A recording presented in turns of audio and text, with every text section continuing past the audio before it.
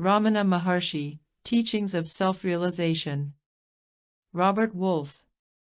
This book summarized in a single paragraph. Everyone is aware of two things, namely himself, the seer, and the world which he sees, and he assumes that they are both real. But that alone is real which has a continuous existence. Judged by this test, the two, the seer and the spectacle, are both unreal. These two appear intermittently. They are apparent in the waking and dream state alone. In the state of deep sleep, they cease to appear. That is, they appear when the mind is active, and disappear as soon as the mind ceases to function. Therefore, the two are but thoughts of the mind. There must be something from which the mind arises, and into which it subsides. That something must have a continuous, uninterrupted existence. That is, it must be the reality. Ramana Maharshi, just as a person blindfolded, and left by robbers in a jungle, inquires about the way home and returns there, so also one blinded by confusion inquires of those not blinded and seeks the source, and returns to it. Ramana Maharshi. Preface. The legendary spiritual teacher whom everyone recognizes when you say the word Buddha has had a meaningful impact on human consciousness for many centuries. Yet, in our own era, another spiritual giant has promulgated teachings equally as profound. While in the former case, due to the blurring of time, there may be some doubt as to what was said for certain by the Buddha, in the case of Ramana Maharshi the record is no more than a couple of generations distant. Some of the disciples whom he guided to absolute awareness are alive today, and we can even view them in film clips with Ramana. Coming from his own experience, his pronouncements were remarkably direct and uncomplicated, and, consequently, effective. What follows is a compilation of extracts from monographs I've written in recent years which address both Ramana's teachings and the spiritual topics he was concerned with. This book's primary purpose is to provide a solid grounding in the precepts of non-dual awareness, and their implications, through the remarkable teachings of Ramana Maharshi. Introduction. A Tamil poet, Muruganar, first met Ramana Maharshi when, in his early 30s, he came to Ramana's ashram in 1923. He recognized in Ramana the embodiment of true jnana, meaning enlightenment. Parting from his wife, Muruganar was a fixture in the ashram for 47 years, until his death in 1973. According to phrases from his writings, through Ramana he had the experience of the undivided reality. I have ended the confusion and I entered the new life, in the boundless realm beyond duality, beyond birth and death, thinking, yet beyond the realm of thought, my true nature stands revealed, ever present, the indivisible self, the foundation of all things, the truth of the Upanishads, the import of all the Vedas, the Absolute. Ramana once acknowledged Muruganar as one among the very foremost of devotees. Muruganar often recorded Ramana's spoken teachings, and rendered these quotations into two-line couplets, though they were not organized into any systematic presentation. While Ramana was still alive, some 800 such verses were published, as Guru Vachaka Kovai. These were carefully reviewed, revised and edited by Ramana, for its first printing. Although Ramana died in 1950, Muruganar had sufficient material to compose more than 2,200 additional similar verses. For at least the past 3 decades, David Godman has been a prolific propagator of the teachings of Ramana, and of Papaji, H.W.L. Punja. Godman and 2 associates, published, in India, in 2004 the first English translation, nearly a 2-year project, of the above-mentioned verses, titled Padamalai, Teachings of Sri Ramana Maharshi. Considering it a major statement of these teachings, Godman also wrote informed commentary. Of more than 3,000 relevant, but repetitious verses, he selected and arranged about 1,750 topically. For clarification in some cases, he also added quotes of Ramana from other published sources, bringing the number to approximately 2,000. This unique volume, nearing 400 pages, is so thoroughly indexed, nearly 10 pages, that it is virtually possible to recreate one's own dialogue with Ramana, by topic. What follows are 13 questions that, in the quest of self-realization, an inquirer might ask of Ramana. Focusing on his most direct replies, which are summarized with his pithiest expressions, the responses below were abridged in some case for continuity. Tamil and Sanskrit words were replaced with English equivalents. There is a 4-page glossary in Padamalai. There's no substitute for reading the original volume, along with David Godman's commentary, as what follows is a simplified composite intended to give a general sense of the precepts of non-duality, Advaita, from the words of Ramana which Muruganar and others brought to public attention. While the statements and the answers are from Ramana, though not necessarily in their original order, the parenthetical clarifications are mine. As a foreword to the dialogue with Ramana, who was called, and sometimes called himself, Bhagwan, this account by a college professor devotee, G.V. Subbaramaya, is of value. Bhagwan's manner of speaking was itself unique. His normal state was silence. He spoke so little, casual visitors who only saw him for a short while wondered whether he ever spoke. To put questions to him, and to elicit his replies, was an art in itself that required an unusual exercise in self-control. A sincere doubt, an earnest question submitted to him, never went without an answer, though sometimes his silence itself was the best answer to particular questions. A questioner needed to be able to wait patiently. To have the maximum chance of receiving a good answer, you had to put your question simply and briefly. Then you had to remain quiet and attentive. Bhagwan would take his time, and then begin slowly and haltingly to speak. As his speech continued, it would gather momentum.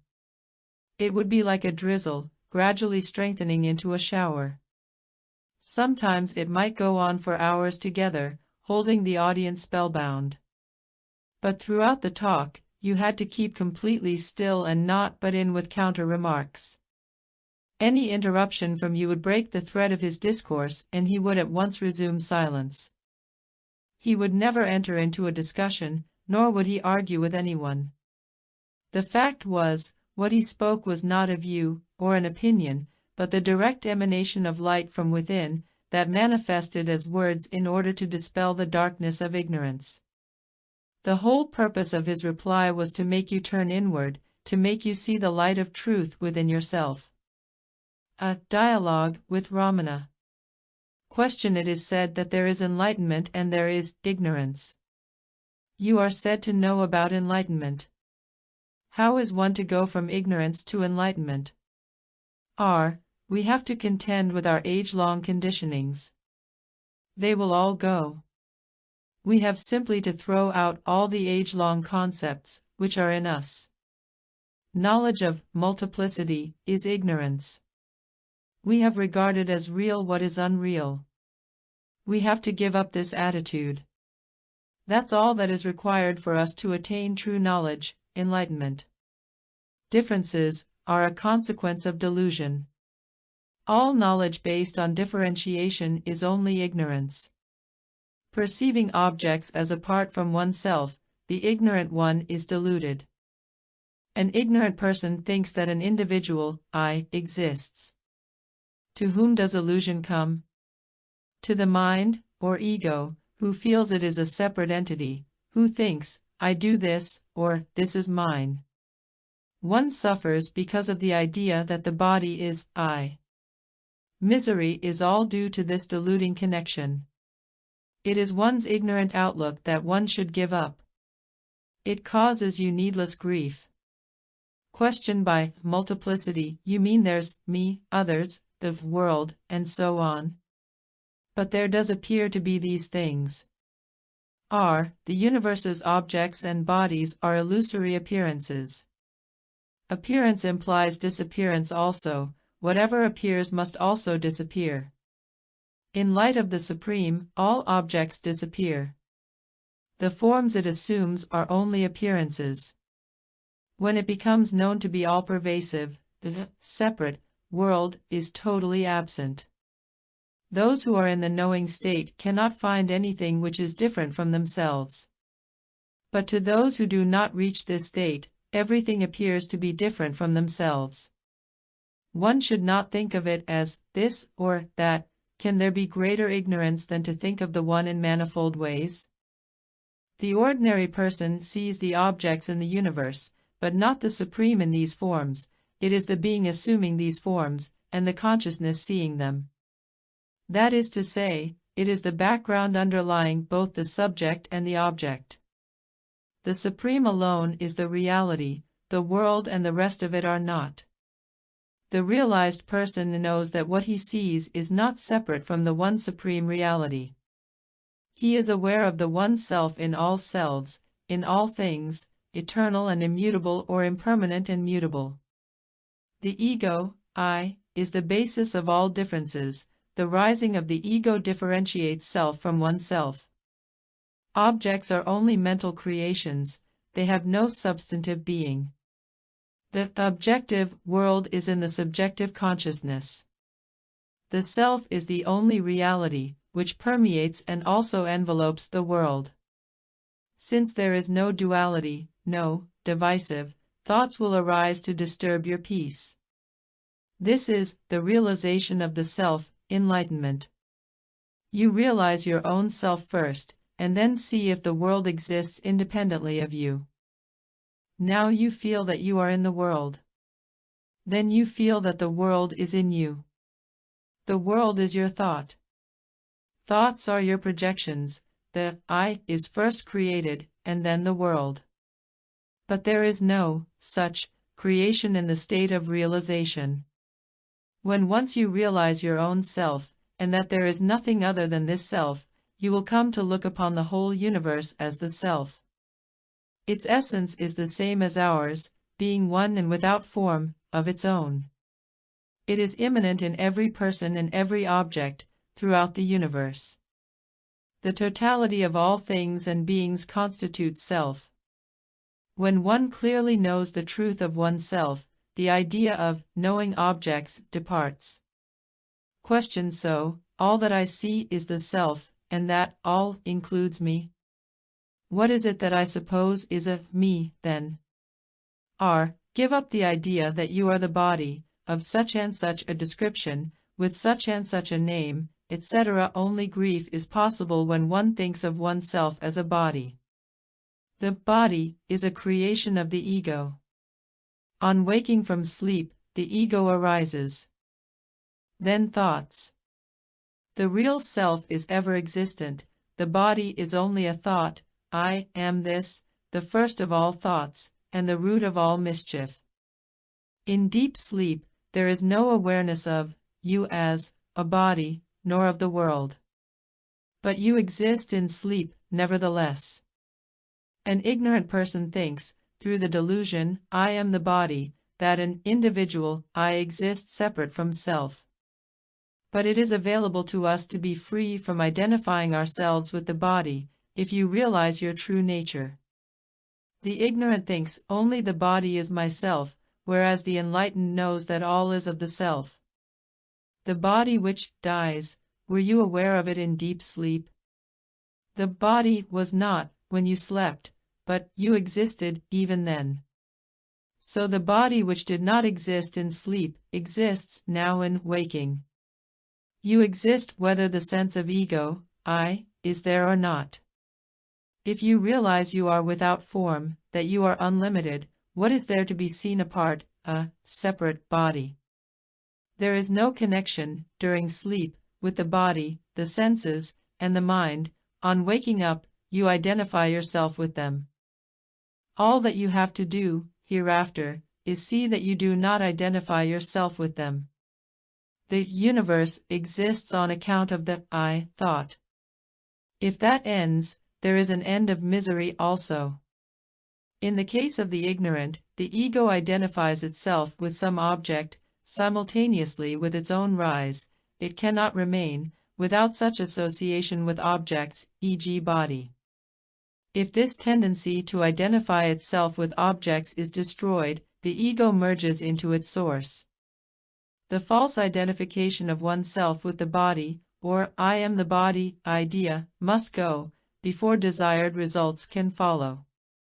It is the attention turned towards the body that causes the distinctions between you and I. If one realizes that the reality is one, where then is the scope for saying you or I? Otherwise, the individual must be maintained on one hand, and God on the other. Question what I am considering to be me, then, an individual, is the self as one of its appearances. Recognizing that, what becomes of the idea of me as this separate person? The I am this thought forms the individual and its world. The state devoid of the individual feeling of I is the self-realized state. In this state, there is no room for individual being. There is no being who is not all else of which he is aware, or not aware. Yet, in sheer ignorance, he thinks that he sees a universe in diverse forms. But when he knows the self, he is not aware of separateness from the universe. Individuality and other entities vanish as unreal, although they persist, in his awareness, in all their forms. You are now identifying yourself with a wrong, which is the I thought, individuality. This I thought rises, on waking, and sinks, on sleeping, whereas the true I exists always. The true I is not apparent while the false I is parading itself. This false I is the obstacle to your realization. Find the source of this false I, then it will disappear. You will then be only what you are now, absolute being. The false I will end only when its source is known. As a spark proceeds from fire, individuality emanates from the absolute self. Demolishing the ego sense, to its very roots, that is realization. It means death, with full awareness. If one dies thus, one is born again simultaneously, as the continuously experienced self. When will suffering cease? Not until individuality is lost. Question clear. Viewing things as separate from the one is the obstacle to realization. And that separation will always remain as long as there is the idea of a separate me doing the viewing. An object always implies the existence of a subject, seen seer. There is no moment when the self, as consciousness, does not exist, nor can the seer ever remain apart from consciousness. There must be a seer, for an object to be seen, but since the self alone exists, it is both seer and seen. Without the seer, there are no objects seen. Find the seer. When the mind sees, discovers, its own source, and becomes that, it is not as a subject perceiving an object. In the realization, there is neither subject nor object, there is no thing to see, no thing to feel, no thing to know. First, one sees the self as an object, then one sees, perceives, the self as a void, then there is no seeing. Only enlightenment is final where there is no subject versus object, seeing, there will be no seer, seeing, or object to see. You must come to recognize the subject and object as one, if not, you are destroying the perception of oneness, and creating duality. Realize the undifferentiated being of the Absolute. There is mischief, or ignorance, as long as there is an object apart from a subject, duality. There can be no ego, desire if there is no object. The state of no desire is enlightenment. There is no duality in dreamless sleep, and also no desire. Whereas, there is duality in the ignorant state, and desire is also there. Because of duality, a desire arises for the acquisition of an object. But when the self is gained, all desires are fulfilled. The world comes to an end by the right awareness of oneself. In deep sleep, objects and world do not exist for us. Hence, the reality of the world is created by the ego on its emergence from sleep, and that reality can disappear in resuming sleep. The sage does not see anything, because the seeing entity, me, in him has died. For those in the self, there is no separate seeing, only being. When the sense of separateness is lost, and the object seen, or the subject who sees, is left behind, it is enlightenment. Question: so, you're saying that both viewer and viewed are essentially the same one self, and this is what is realized in enlightenment. When the I is recognized, in its essence, to be nothing other than the self, the subject, self disappears, all other than I, objects disappear, and the dualistic perspective disappears. Of all thoughts that arise in the mind, the thought, I, is the primal one. It is only after the rise of this thought that other thoughts can arise. Even to say, I am not this, or I do not exit, there must be the I. The I thought is therefore the dualistic root thought. If the root is pulled out, all other, divisive, thoughts are at the same time uprooted. Therefore, question the root I, who am I, find the source. Then all else will vanish, and the self will ever remain alone. In enlightenment, the only experience is that of non-duality. In that condition, there can be no other principle that remains in opposition to it. There is no remnant of anything that is separate. The self is all-pervasive, all else is absent. The I is only the self. If one investigates, who am I, one will discover that there is no such separate thing as the I. It will then be clear that what must remain is one's real being. When the mind has reached this state of establishment in the self, it is abidance, with the individual I extinguished. Once the I thought has completely died, there is not even the thought of I am self. There is only being. Even in seeking the self, which already you are not apart from, your seeking, desire, denotes separateness. I seek that. Who could experience it, finding? If there is one who experiences, it would have to be said to be the self itself. When there is no one to experience, where is there a question of an I? Only that which is remains. That is the ever-present self. Thus, the unsuccessful practices to destroy the ego, or the mind, neither the ego, I, nor the individual, mind really exists, when you realize the pure, undifferentiated being of the self, or absolute. The mind is nothing but thoughts, and behind every thought, there is the primary thought, which is the I thought. When the self is realized, the I thought disappears, and something else takes hold of you, that is not the I that commenced the quest. It is the real self, the source of I and its ego. So, rejection of thoughts is not necessary. There is no need for an effort to reject thoughts.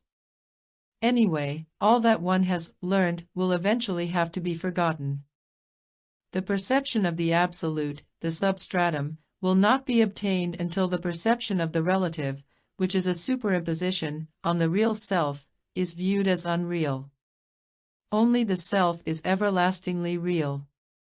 Question: non-duality, then, is the perennial truth which spirituality is offering.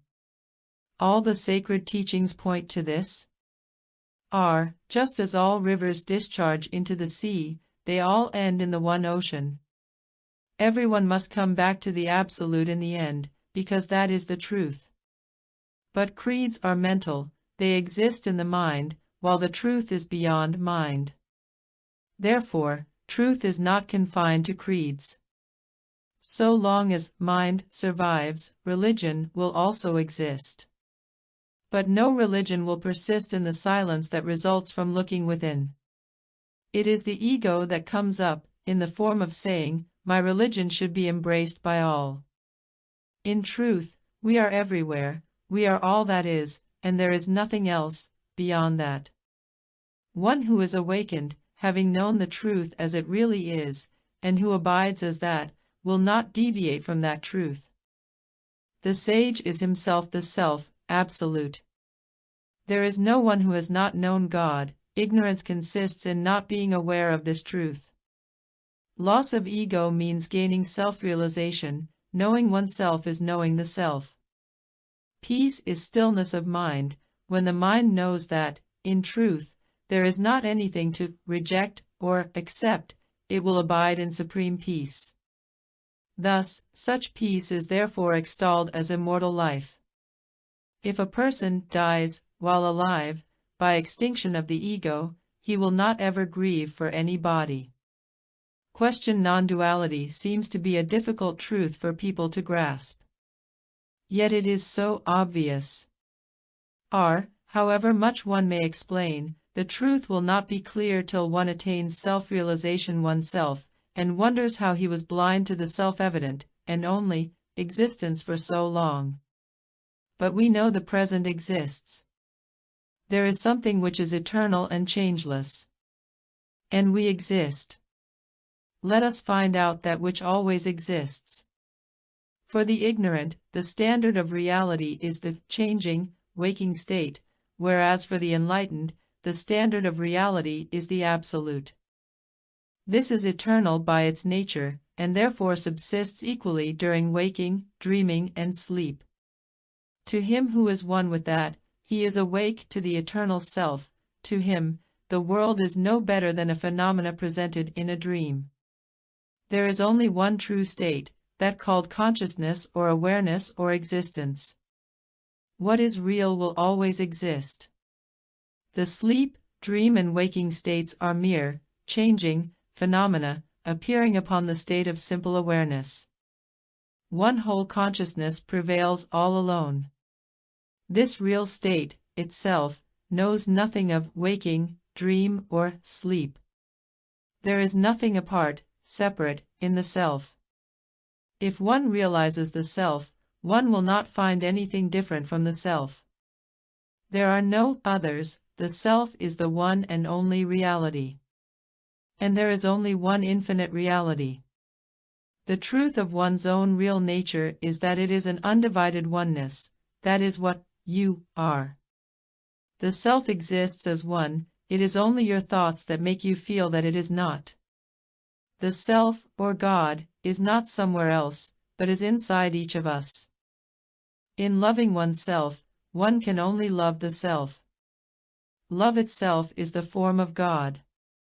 Whatever I do, or consider doing, is really God's doing. Nothing ultimately belongs to me. The truly enlightened sees the Supreme Being immanent in everything, beyond all names and forms. The sage experiences the infinite continuously. God and sage are identical. To know oneself is to know God. God consciousness is not different from one's true consciousness. Is God real? As real as you are. Where does God exist? In you. You are the self, you exist always. Nothing more can be predicated of the self than its existence. And there is only being, in self-realization, and nothing beyond being. From the absolute standpoint, the sage cannot accept any other existence than the impersonal self, one and formless. The world of objects, names, and form is only the mind. When the mind dies, into the self, the world dies with it. Only the self then remains. The personal God is the last of the unreal forms to go. Only the absolute being is real. Hence not only the world, not only the me, but also the individual God are of unreality. Yours is eternal life. Let a person consider if he has been born, or if the self ever has any birth. He will discover that the self always exists. Then he will abide in the ever-present inmost self and be free from the idea of birth or the fear of death. Question: you always give me more than I've asked for. So, God does what is done, including what I, do, self are the non-dual one is the non-dual one. You are interested in seeking the source of consciousness. To all deep-thinking minds, the inquiry into the I and its nature has an irresistible attraction. Yes, call it by any name, God, self, the absolute, or the seat of consciousness, it is all the same. The point to be grasped is that it is the very core of one's being, the center, without which there is nothing else. God is in all, and is seen in the seer. Where else could God be seen, not outside, but known within? The consciousness within, beyond the mental operation, is known as God. It is only after seeing that, within one, that one will be able to see that in everything. One must first realize that there is nothing but the self, and that he is that self. Then, only, can he view everything as a form of the self. There is no difference between God and the self, which is the self.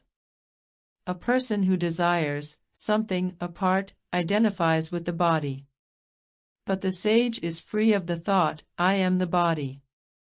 So long as you think you are an individual, you believe in a separate God. If one is separate, the world and one's God will be also. You must look upon all objects, e.g., body, as God's form. Through self-bewilderment, one imagines oneself to be the knower, and thus sees a few illusory objects. The sage is without that bewilderment. All the actions of the sage are the actions of God. When one realizes the self, the feeling, I am doing, vanishes. The source of everything is oneself. Mental distress and misery appear only because of ego-centeredness. In truth, there is no separate one to experience misery at all. He who thinks he is the doer is also the sufferer. If one learns one's real nature, there will be no misery. One has to give up one's individual mind in surrender. After that mind is given away, there will be no duality of any kind. He who remains separate from God has thus not surrendered. Question: Yes, I understand now that God, or self, is not something apart from me, or this body, nor separate from the world and its objects. And it is ultimately the source of actions, mind and thoughts, consciousness. The self, as consciousness, sees itself in objects, such as the body, as I experience it. This is self-realization. Know the I, as self, and the present, eternal, and consider if anything is created, as a separate reality. Without the seer, there are no objects. Seeing and creating are one and the same process. There is really no creation, and no dissolution. The sage, established in the self, recognizes this by his knowledge of reality. Thoughts and names and forms come into presence simultaneously. The self has no need to express knowledge, for it is knowledge itself. There is, beyond it, nothing to know or be known. The immanent reality alone is. It is infinite. There arises, from it, this finite extension of consciousness, taking on a limited form, mind. When this individual consciousness is merged in the Supreme One, this is self-realization. For all things, consciousness is the foundation, because consciousness is the foundation for everything that arises, as self, it is even the foundation for itself, as mind thoughts. Consciousness is the source of the mind. The mind functions as the link between the self, which is pure consciousness, and the body, which is inert, when absent that link. For this reason, inquiry into I am this body idea will lead to the realization of the pure consciousness of the self. It is the source from which thoughts, such as me, spring. We see that when we wake up from sleep. In other words, thoughts have their origin in this stillness. It is thoughts that make all the difference between the stillness of sleep and the turmoil upon waking.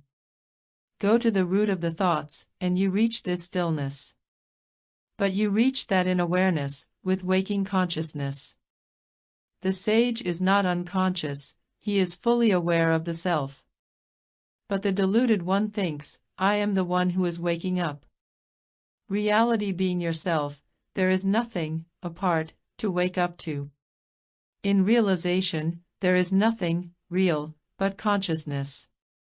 So, there is really no entity by the name of my mind, because of the consciousness of thoughts, we assume something from which they start, as independently created. That we term mind. But when we probe to find what that is, there is nothing, no reality, like it. And after it has vanished, peace is found to remain eternal, no divisiveness. Can the tumultuous world exist without someone to perceive it? Which is prior, the being consciousness or the rising consciousness? The being consciousness is always there, eternal. The rising consciousness springs forth, and disappears, it is transient.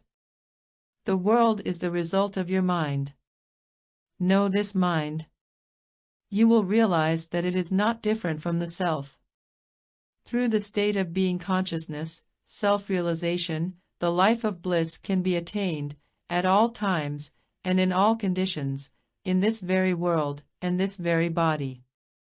The attainment of the supreme state is the cessation of worries.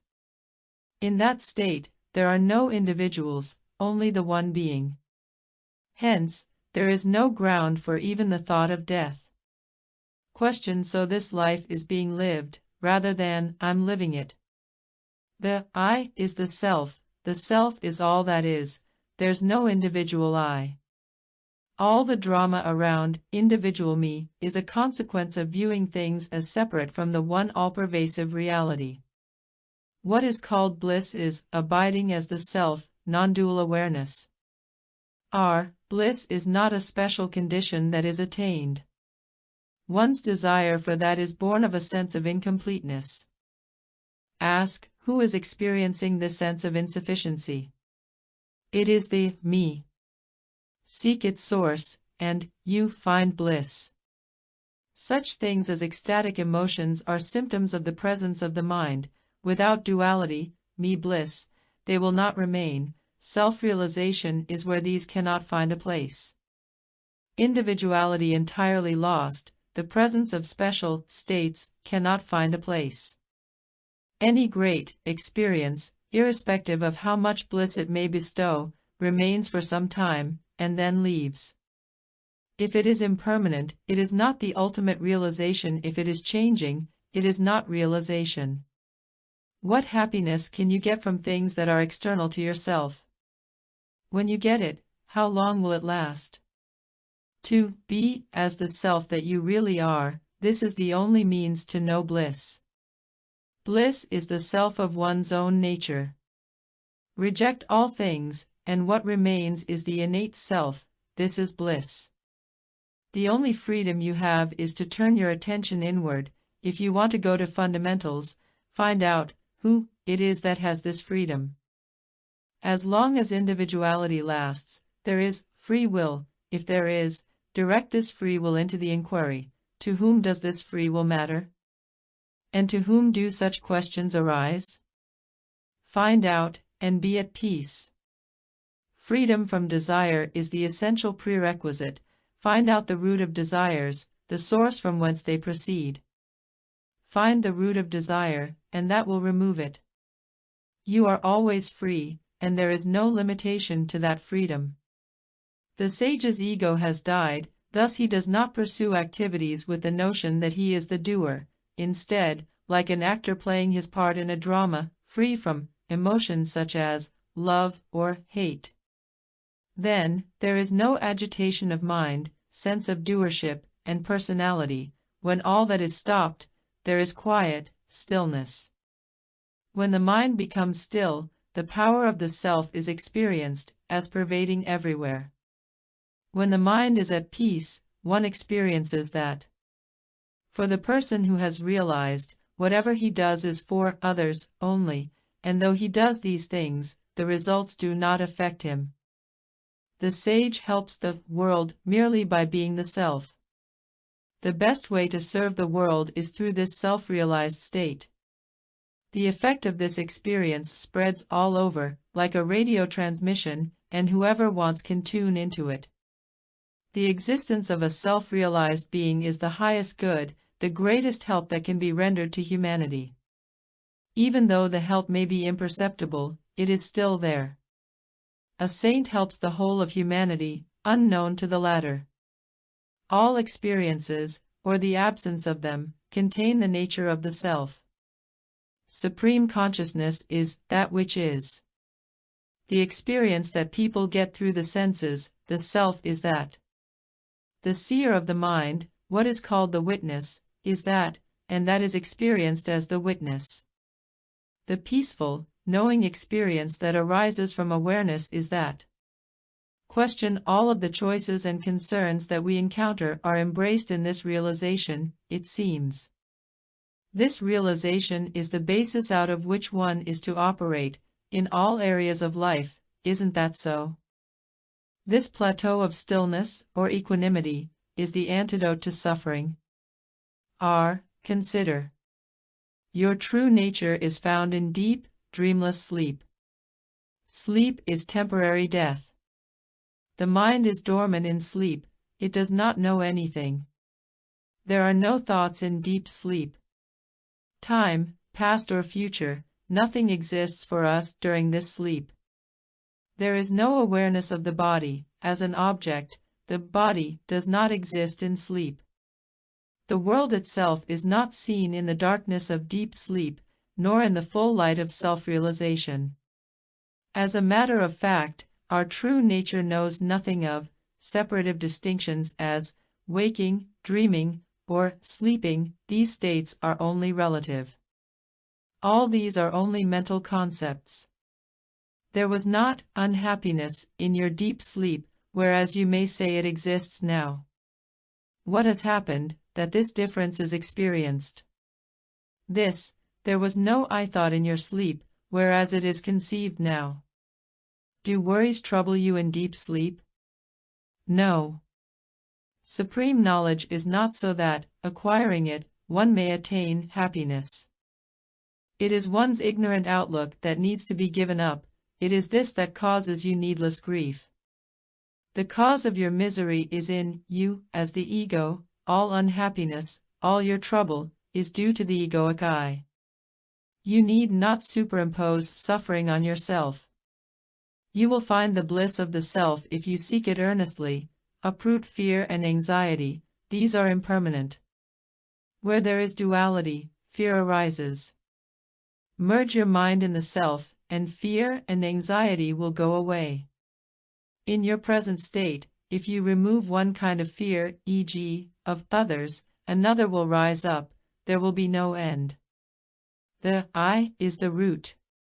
Suffering is only thought, what comes and goes is suffering. The sage knows all is of the self, pain also is of the self. When the idea, I am doing, is gone, nothing affects a person. Even if one is a great sinner, one should completely give up even the thought of being a sinner. That which is peace. All that we need to do is keep quiet, peace is our true nature. If we remove all the rubbish from our minds, peace will be manifest, it is that which is the obstruction to peace. So, stillness is the true aim of the seeker. That which is stillness. In silence, one is in intimate contact with the surroundings. Otherwise, the ego mind raises difficulties, obstacles, and then one suffers from the perplexity of apparent, dualistic, paradoxes. If one examines the ephemeral nature of external phenomena, it results in a disinterest in wealth, fame, ease, pleasure, etc. Therefore, the saints are said to be helpful even though they remain in forests. If you give up all desires, what remains is liberation. What can others give you? What is always here. Silence of the mind is most important. Your duty is simply to be, not to be this or that. All that is required to realize the self is to be still. What can be easier than that? People seem to think that by following some practice, the self will someday descend upon them, giving them an experience. But the self is realized not by doing something, but by refraining from doing anything, and being simply what one already is. Tranquility, in the form of silence, is bliss, that is, liberation. Question: to let go of the ideas, I am the body, mind, thoughts, experiences, all of the hallmarks of the impermanent I, is what is known as surrender, right? Complete surrender is another name for liberation. Giving up what is impermanent is surrender. Find out how identification with the body takes place. Body consciousness results in misery. Complete surrender means that you do not continue, in thought, as a separate entity. How could one surrender oneself and yet retain individuality? To surrender is to relinquish name and form thought, not to give up this and that of my possessions. If you give up I and my instead, all is given up at a stroke. When surrender is complete, there will be no dualistic distinctions. One has given up one's mind, and after that there will be no duality of any kind. Then where is the question of my surrendering? The I itself has been surrendered. Surrender is to give oneself up. Do not delude yourself by imagining that you are giving up something to God. Know what real surrender means. After that, there will be no more questions. The teachings are not meant for the wise, because they do not need them. One's trouble lies with the desire to objectify. Non-attachment is the absence of both love and hatred dualities. Love of an object is of an inferior order, it cannot endure.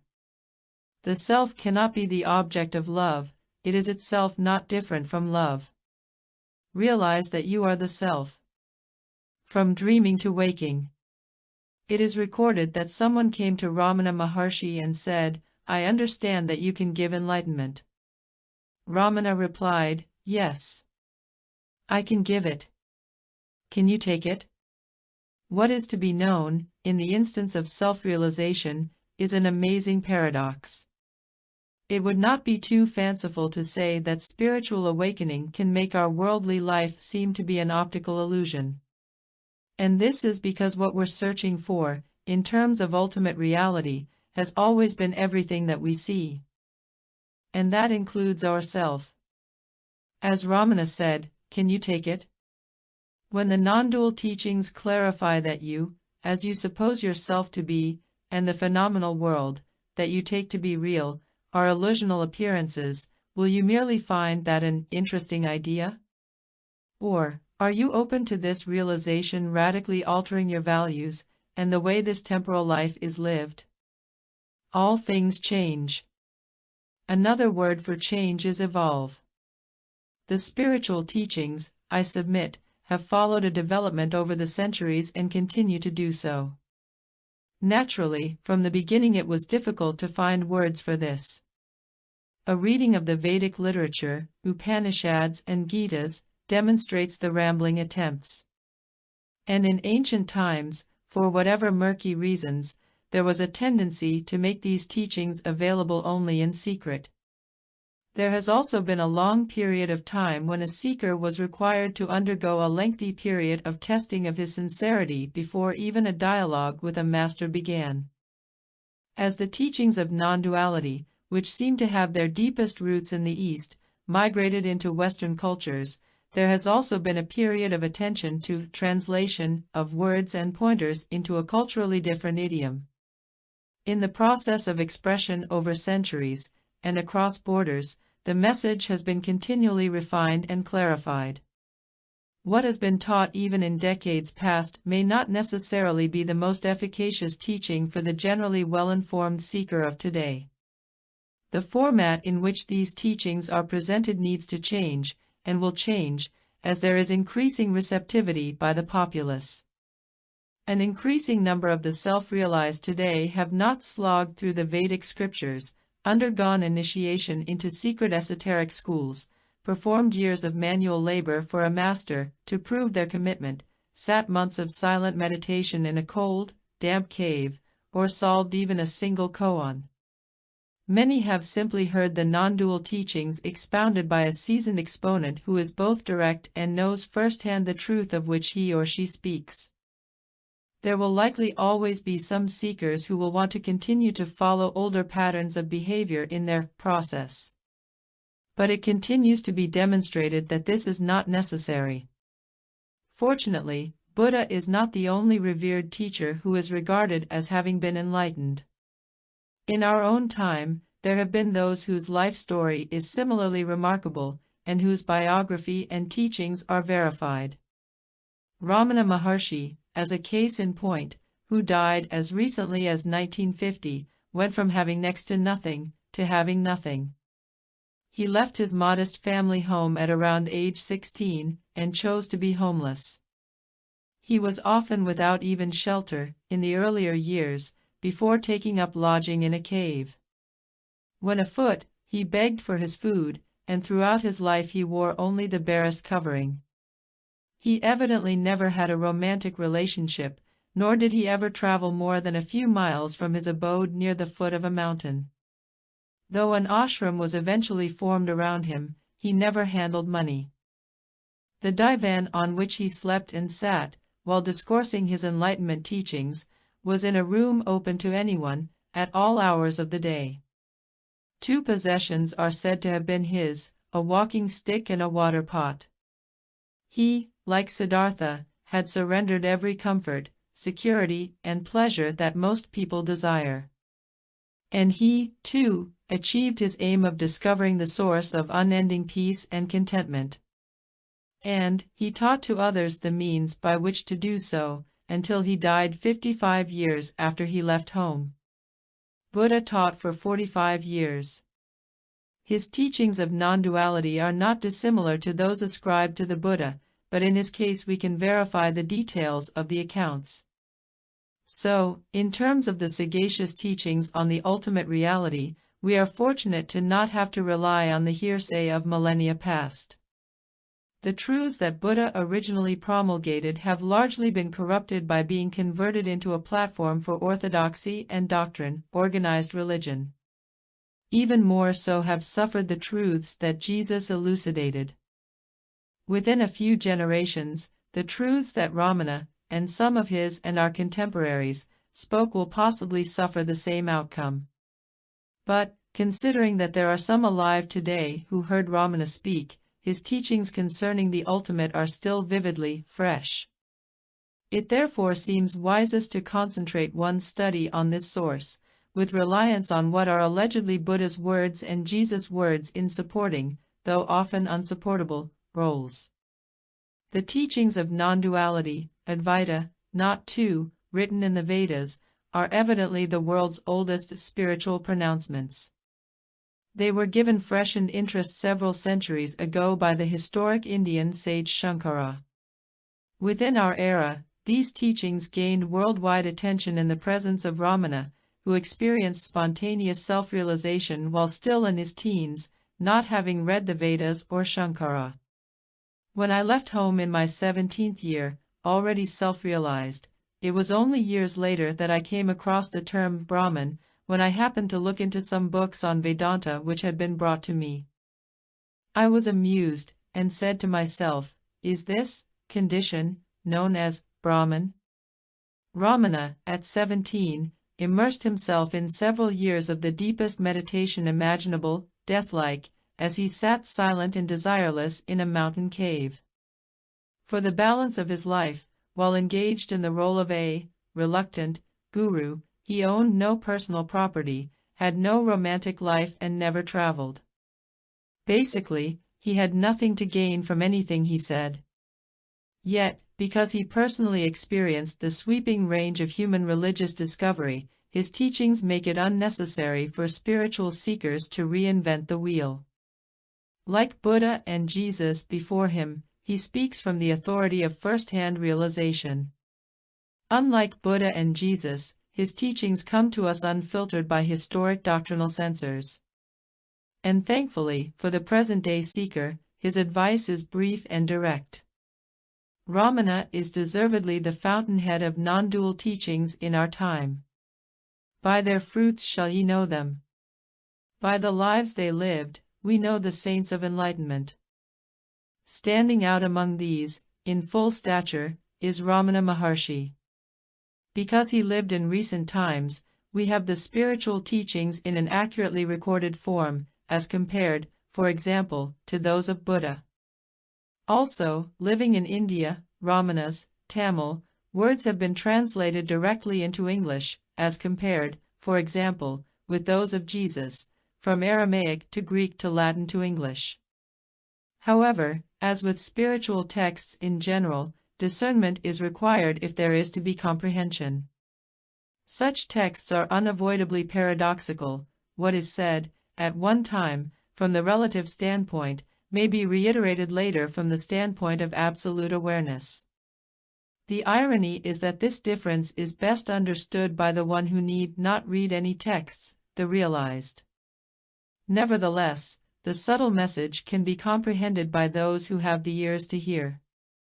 The message of non-dual actuality is not even dependent upon the word, as Ramana's own awakening demonstrated, and as did Buddha's. Albeit, this truth can be communicated with the aid of words, for those who are ready for it. The ones who are ready for it have a single eye, and they prize what they see. A questioner said to Ramana, "I do not know how to read. How can I realize?" Ramana said, "A spiritual book is like asking you to see yourself in a mirror. The mirror, book, reflects only what is on the face, in consciousness. If you consult the mirror after washing your face, realizing self-awareness, the face will be shown to be clean, free of confusion. Otherwise, the mirror will indicate, there is dirt here, confusion, come back after washing, clarity. A book does the same thing. If you read the book after realizing the self, everything will be easily understood. But if you read it before realizing the self, it will say, first, set yourself right, and then see me. That is all. So, first, know the self." The problem, which besets readers of spiritual texts which speak to the unrealized reader from the realized standpoint, is in comprehending when the response is given from the relative standpoint, in comparison to when it is given from the absolute standpoint. This can be particularly perplexing when the response is intended to show that the limited, relative, can only appear within the unlimited, absolute, and not otherwise. Such is the source of the unrealized reader's confusion. From the absolute standpoint, all that can be said is, there is no thing. Ultimately, that is, the formless absolute cannot be regarded in relation to any entity or form or object. Yet, in order to speak of this, we must speak of it as if it were something which can be identified or objectified by the subjective hearer. Thus, it is referred to as that, or absolute, or formless, or God, or self, etc. But this, which necessitates being objectified in order that we can speak about it, the alternative being to remain silent, wordless, is nothing, no thing. Where this becomes even more perplexing is that this nothing is existent in the form of, in the appearance of a form of, everything. To put this in context, Ramana, among others, refers to the formless absolute as the self, capital S. One of the endless forms which the self appears as, is the individuated person, you, your self. This self, being a form, is limited. Its appearance is within the unlimited. Even within is a misdirection, considering that the formless is not an entity. The unlimited being limitless, it comprises all things, which is how it can be said to appear as everything. You appear within it. But it, being without limitation, appears in, so completely that it is as you. So, as the unlimited appears completely as you, you do not have any reality as a separate entity. The formless unlimited, having no point of beginning or ending, is inseparable.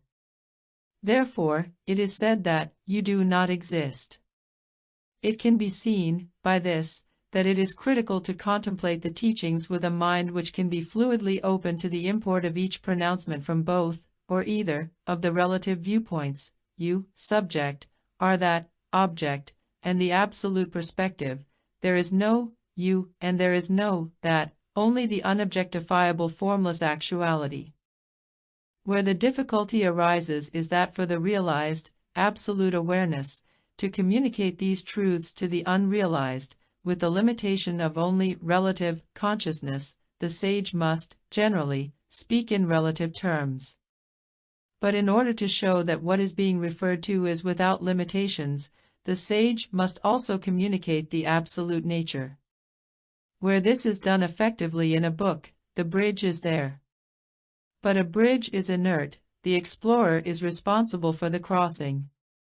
The books that report Ramana's discussions, like other books of its kind, contains all that needs to be known by the seeker of enlightenment. Through a piecemeal process, one tries to discover the meaning of the teachings. What I've found is that, in many cases, some element gets left out or overlooked. The first thing I've noticed is that people give little thought to some of the key words. The most obvious among these is a word which every spiritual tradition uses to describe the ultimate reality, omnipresent. This omnipresence is what is known as God or the Supreme Being. To some, Ramana Maharshi uses the word self to describe it. In other words, it's not apart from the human self, but, at the same time, more than. Whether we call it omnipresence, God, or self, it has crucial significance in how we understand I, you, and world or reality, in other words, our life, and what is pertinent to it. From the standpoint of a dualistic perspective, there is I and others, or, collectively, us and them. The others and the them make up the world that I am in relationship with, my so-called relative reality. It is in the context of this reality that our human suffering pertains. What is one to do about the suffering in the world, the exploitation, aggression, the turmoil?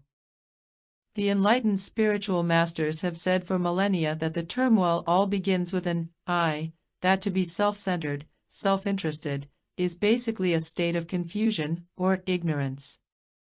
What is perceived as my thoughts orbit around an individual, separative I. And we view these egoic thoughts as the guide for our behavior, for our every action. These personal thoughts are, in a word, self-serving. Even the idea of selflessness can somehow become self-serving. With the I thought at the fulcrum of divisive and selfish behavior, these spiritual teachers advise us, we need to examine whether there is an alternative point of view which is more humane, inclusive of other persons, rather than exclusionary. This spiritual viewpoint, that is spoken of, is based upon a realization of true nature which has been intuited by perceptive people irrespective of time or place. Its fundamental premise is that there is a universal or cosmic presence which is free of any hindrance across time or space, infinite and eternal. As such, it is a priori the ground, or source, of being. That is to say that everything has been dependent upon this presence, existence itself. Thus, as the so-called first principle, it is the origination, or creator, of our cosmos, earth, bodies, minds, thoughts, actions, and their consequences, all that appears as creation as well as all that appears as destruction. The sage views all that occurs as one unbroken movement, as a verb, bng. Celestial bodies, planets, animate and inanimate forms of life, conscious awareness, causes and their effects, this infinite and eternal fundament is responsible for every perplexing or paradoxical phenomenon we sense. So this insight, said in the simplest way, is that every meaning that we give to something is reducible to the recognition that only one thing is ever happening, an expression of being. Everything is simply that one truth. This is what is meant by true nature. Not everyone has come to realize true nature in a conscious way. This can be noticed, because such a realization obviates, or invalidates, the supposition that any person is the independent doer of the activities done, the originator of one's thoughts, or the controller of causes and effects. This lack of recognition of true nature applies to both the individual and the collective. Therefore, coming to recognize the elusiveness of the I thought has a relational influence on society from moment to moment. The point of the spiritual teachings is that there is no I outside of, or beyond, or independent of the self, or God, if you prefer. There are no thoughts or actions that are independent of the one omnipresent, originating source. There are no activities of the world, creative or destructive, over which the individual or society has ultimate control. All of what appear to be isolated effects are the continuous consequence of the initiating, timeless cause. This is what is meant by true nature.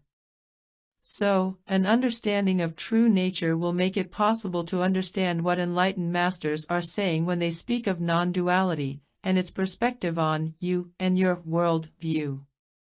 The following statements of Ramana Maharshi will be clear. In this context, all that is meant is that the self is infinite, inclusive of all that you see. There is nothing beyond it, nor apart from it. The source may be said to be God, or self. If we first know the self, then all other matters will be plain to us. Intellect, thinking, is only an instrument of the self. There is only one consciousness. Thoughts arise from the self. Mind, otherwise, does not exist. The mind is only a projection from the self. The self continues to exist in the absence of the mind, but mind cannot exist apart from the self. Your mind and intellect, thoughts, are the factors of your wrong identity, I. Give up this mistaken identity, and self will be seen to be the single, non-dual reality. For a realized being, the self alone is the reality. The true nature of the thinker of thoughts is the self. The true nature of the doer of all deeds is likewise the self. Do not think that you are the doer. The actions are not your own. They are God's activities. Let us not pose as the doers. To those who take the view of being somehow apart from, or independent of, the self, other individuals will likewise be viewed as additional objects to the object called me. And as me and others are conceived to be separate objects, so too the world will be seen as yet an additional part of objective reality. What we suppose we see as an objective, or independent, world is essentially a separative or dualistic thought. Thoughts have their source in the self. The conceived individual self is, in its true nature, the ever-present self. When the I comes to recognize its true nature, this self-realized being then looks out upon others and the activities in the world and sees everywhere only its indivisible self. Ramana counsels, you are not instructed to shut your eyes from the world. You are only to see yourself first, and then see the whole world as the self. Thus, for those who ask, what is to be done about conditions in the world? Ramana replies, first set yourself right, and then only set out to improve others. Change the hearts of men and the world will surely change. But one must begin somewhere, and one can begin only with oneself. Ramana's teaching was that the self, absolute, alone is. There is not anything which that is not, therefore it is in no way apart from anything. Though this is so, we do not automatically recognize that our fundamental condition is that we are in essence none other than that. It is this absolute by which all that is manifest. Among the manifestations are the human organism, its brain, its sense organs, the thoughts which arise, the mind which is comprised of these thoughts, and the ego by which the organism declares, I see. It is this ego, self-identification, which constructs the subject-object duality, me, and that which I do not perceive as me. Though this separative bias seemingly causes us to view the subject I as dissociated from anything which is not recognized as the body-brain-mind ego, it is in fact nothing more than another manifested product of the omnipresent self. You, all elements and aspects of you, including the ego which posits otherwise, are only the self. When this is clearly realized, it is realized that there is no individual ego, all egos, as is everything else, are the same self, and the subject-object bias disintegrates. There is then recognized to be but one thing, the seer which sees no other, separate object. This self-realization has been the condition of the jnani throughout the ages, expressed at least 3,500 years ago as tat tvam asi, that thou art. Whatever that is. Ramana focuses on the self-awareness, which each seeker has, of his/her own existence. That very existence is essential to the self. Our true nature, or identity, can be summarized as, I am. Anything which follows, or is added on to that, is merely another extension or elaboration of the self, e.g., I am the doer, the self is the doer. I am the thinker, the self is the thinker.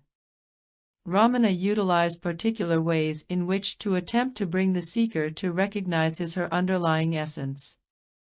And on some rare occasions, the seed of realization was obviously planted, as evidenced by the listener confirming having gotten the point. For example, in our relative, human condition, it could be said that there are three different but connected levels of consciousness: what we consider to be our normal condition, when our eyes are open and we are wide awake and in relationship to the real world, when our eyes are closed and our body in repose, yet the thinking, imaginative mind is still functioning in support of our discriminating ego, and we are acting in relationship to an acknowledged unreal, dream world, and when consciousness has sunk beneath the stage of thought and ego identification, and we are in a deep, death-like, unconscious condition, dream-free and thought-free. The connecting thread in all of these varied, cyclical conditions is consciousness. If consciousness ceased to be present in any of these three conditions, the life cycle would end. While consciousness is the underlying and connecting presence in all three conditions, it varies in its manifest form in each. In the awake state, it is the substratum on which the ego interacts with material elements and phenomenon considered to exist objectively in time and space. In the dreaming phase, it is the screen upon which the mind plays images and possibilities, free of the constraints of limiting time, space, or cause and effect. In the period of deep sleep, consciousness exists free of the imposition of cognitive thought and interpreted sense impressions, pure empty awareness with no real or unreal object envisioned. This aspect of unadulterated, unconditioned consciousness is our absolute essence, the common and unitary presence at the core of each and every one of us. Since this indiscriminate presence is our fundament at every moment, it is permanent and unchanging. It is our true self, upon which our changing self, and its consequent thoughts, emotions, actions, etc., are passing, inconsequent phenomena. In deep sleep, we neither affirm nor deny our existence, we simply are, as, and what, we are, without any identification or I-centeredness and also without any idea of objective phenomenon either real or unreal. The world, and every other thing, is non-existent in this presence. When we recognize our essence, in our waking state, the false identification as a separate I dissolves.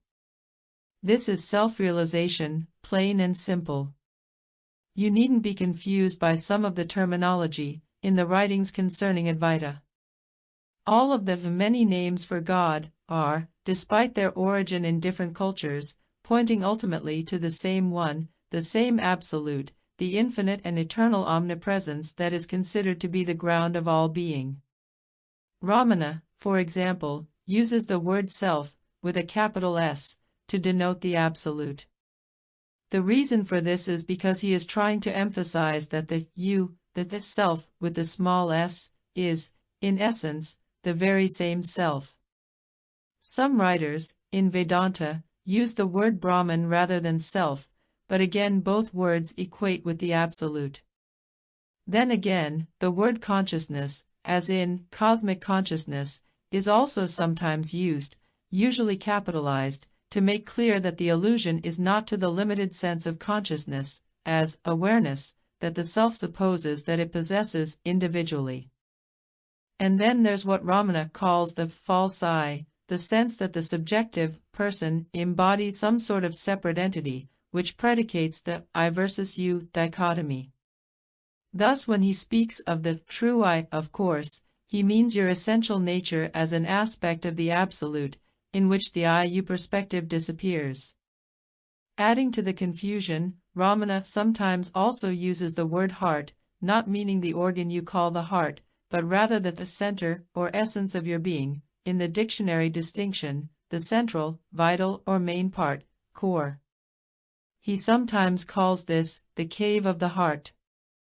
In all cases, he means to designate the absolute. And, like others, he occasionally speaks of the light, a word which for centuries has been an equivalent for absolute presence. So, the point is that as you encounter these myriad, generalized descriptive terms, simply read them as merely alternate names for the absolute. There need be no confusion whatever if you bear this consistently in mind. Also, do not ever lose sight of the fact that an intellectual, or scholarly, understanding of what is written will not, of itself, result in enlightenment. What will result in enlightenment is when the seeker herself dissolves into the absolute omnipresence. In other words, as long as there is a self which is in search of the absolute, duality will persist. What is infinitely and eternally omnipresent need not be searched for, it, pervading all things, cannot even be avoided, it is present as all that is present, saturating even the seeker herself, thus non-dual. That is why Ramana makes the point, the self is the self, there is but one actuality. Put another way, cosmic consciousness and your very own moment-to-moment consciousness are not separate. In Buddhism, they use the word mind, capital M, for absolute consciousness to make the point, like Ramana's self, that this universal mind is the same as your sense of being imbued with a mind, small m. It's just that your idea of mind is limited, rather than, as with the enlightened, unlimited. Remove the limits you construe for the self, and you discover that there can only be the self. Ramana uses the attribution self in the same way that other teachers use the word absolute. He wants you to understand that your true self is not different than the self. But the true self which Ramana points to, your absolute self, has no characteristics. You might conclude that you are insufficient in this quality or that quality, but your absolute nature is beyond the limitations of any quality. Qualities, pro or con, are a concoction of your mind. In other words, your beingness as self is not dependent upon whether you are adjudged to be an adequate person or an inadequate person. A rose with 5 petals is not less of a rose than one with 24 petals. The self is all that is, as Ramana says. The self, then, constitutes the inadequate as well as the adequate. Probably the best organized sourcebook of Ramana's teachings is Be As You Are, compiled by David Godman in 1985 from 24 written accounts. Running some 200 pages, it's divided into 6 general topics with a 7-page glossary and 5 pages of index. Ramana has said, "Somehow it never occurs to me to write any book or compose poems." Yet he very occasionally did both, briefly, when requested by devotees. English translations of 5 texts, plus various verses, are available in the collected works of Ramana Maharshi, assembled by Arthur Osborne in 1972. This book, of about 200 pages, has an 8-page glossary and 4-page index. Talks with Sri Ramana Maharshi contains some 650 brief, transcribed Q&As on many topics, with students or with visitors, over about 4 years in the late 1930s. 640 pages, hardcover, with extensive glossary and index, it is best read with the above preparation. A thorough bibliography, at the back, will lead you to choices of the many other books, of many sorts, to read after. Now in its 13th printing since publication in 1955, Talks with Sri Ramana Maharshi was produced by Maharshi's ashram in India. From 1935 to 39, a disciple acted as a recorder of Maharshi's dialogues with visitors, somewhat like journal entries. Maharshi was evidently well read in classical Indian spiritual literature, after his enlightenment, so, in speaking frequently to Indians, he often used Sanskrit phrases. While earlier editions of the book had only a 10-page glossary and a 24-page general index, it now has a 42-page index, with each Sanskrit indexed word followed, at the same location, with its definition. In addition, there are 33 pages of categorized indexes to assist in locating a passage you only recall, making it a more useful resource. Otherwise, it's the same, original text. Sri is an honorific, similar to Sir. Bhagwan is a title given to holy persons, similar to blessed. Devotees referred to Sri Bhagwan Ramana Maharshi simply as Bhagwan. The book uses M as an abbreviation for Maharshi. Ramana was about in his mid-50s during this time. The significance of his life and teaching is that spiritual aspirants need not reinvent the wheel. In terms of spiritual experience, it is evident, as one can recognize in reading a biography of Maharshi, that he has been there and done that.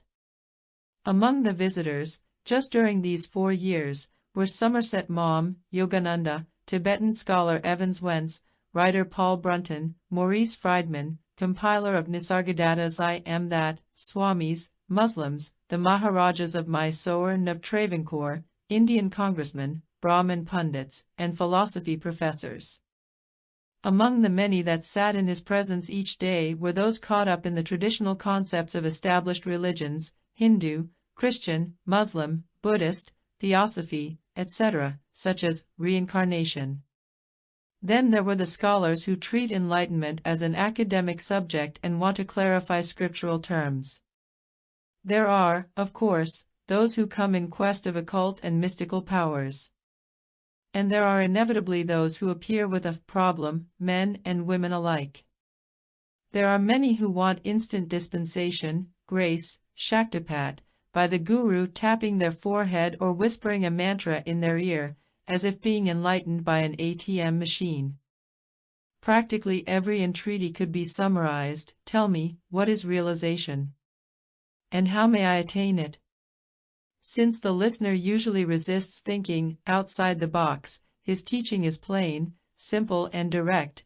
The listener, who would like as long as possible to continue in his or her worldly ways, often ignores his direction and asks instead if Ramana can recommend some practice that can be pursued toward the same ends. Meanwhile, Ramana is realistically pragmatic.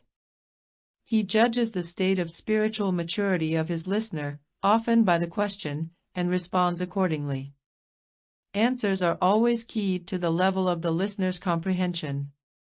If a person insists on asking about karma, Ramana begins by quoting some of the things that are said in the spiritual literature about karma, but which are invariably misunderstood. He may then comment pointedly, karma is as real as the individual. His responses are almost predictably repetitive, because he had one succinct message. And generally he used the term self, which the scribe capitalized, to refer to the absolute, to stress the point that absolute self is the same as the self, individual, with a small s. But he also used Brahman with Hindus, God with Christians, etc., and he sometimes used I, indicating the one I that is at the same time the individual I. He generally spoke in reference to himself as a jnani, which defines a self-realized sage. Its counterpart, a person who has not realized his true nature, is an ajnani, a indicating not. The idea that there exists in reality a separate entity, any separate entity, such as I, is to miss the point to which the non-dual sages are alluding. Ramana's favorite expiation is to establish three states, even though they are not separate from each other, of our consciousness: when we are awake, alert to the external world; when we are dreaming, cognitive of, and identified with, the non-external fantasizing of the psyche, and that of deep sleep. In deep sleep, consciousness continues, but without any reference to the external world or the internal world, no identification with either extrapolation, as, otherwise, when awake or dreaming, consciousness with no self-identification, I, me, my, involved. This pure, aware presence is what Ramana, and others, refers to as our true nature. Before anything whatsoever is added to it, no self-identification has been imposed on it. You are missing from it.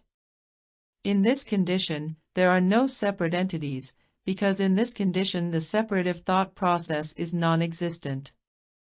Here, there can be no dreams, object, nor dreamer, subject. Here, there is not enlightenment, nor any person to be enlightened. There is nothing missing, because there is nothing from the start to which anything could be added or subtracted. Ramana's injunction to ask yourself, who am I, is considered by many to be his most important teaching. Its importance is in inducing the questioner to investigate what is the source of the presumed entity which is asking the question. Or any question, for that matter. The immediate source of any question, of all speculation, in fact, is the thought, the idea, that there is an I to pose the question. The innocent question, who am I, can open the door to the provocative question, is there an I? Or is the I simply another thought form, as are any questions in association with it? Ramana points out that during the period of deep sleep, we are dead to the world. Self-referenced imaging ceases, we are not aware of ourself, or any self or non-self, nor any other thing, or any conceived relationship between things. In this condition, the question, who am I, is automatically self-resolved. Yet, there is a being, or rather, beingness, present. Were one to be shaken by another's hand, waking consciousness would reappear as certainly as if it had never been absent. What you truly are, then, in your primal form, is that which gives rise to, or creates, all that is known to the eye, including itself. You, in your purest beingness, are not I. You are the source of the I, and all else which ostensibly is perceived by that presumed entity. Ramana would say that this you is a permanent condition, therefore ever actual or real. The I comes and goes, dying, daily, in its dream and waking states into its persistent dreamless condition, so the I is impermanent, being recreated daily, and is therefore not real, a phantasm.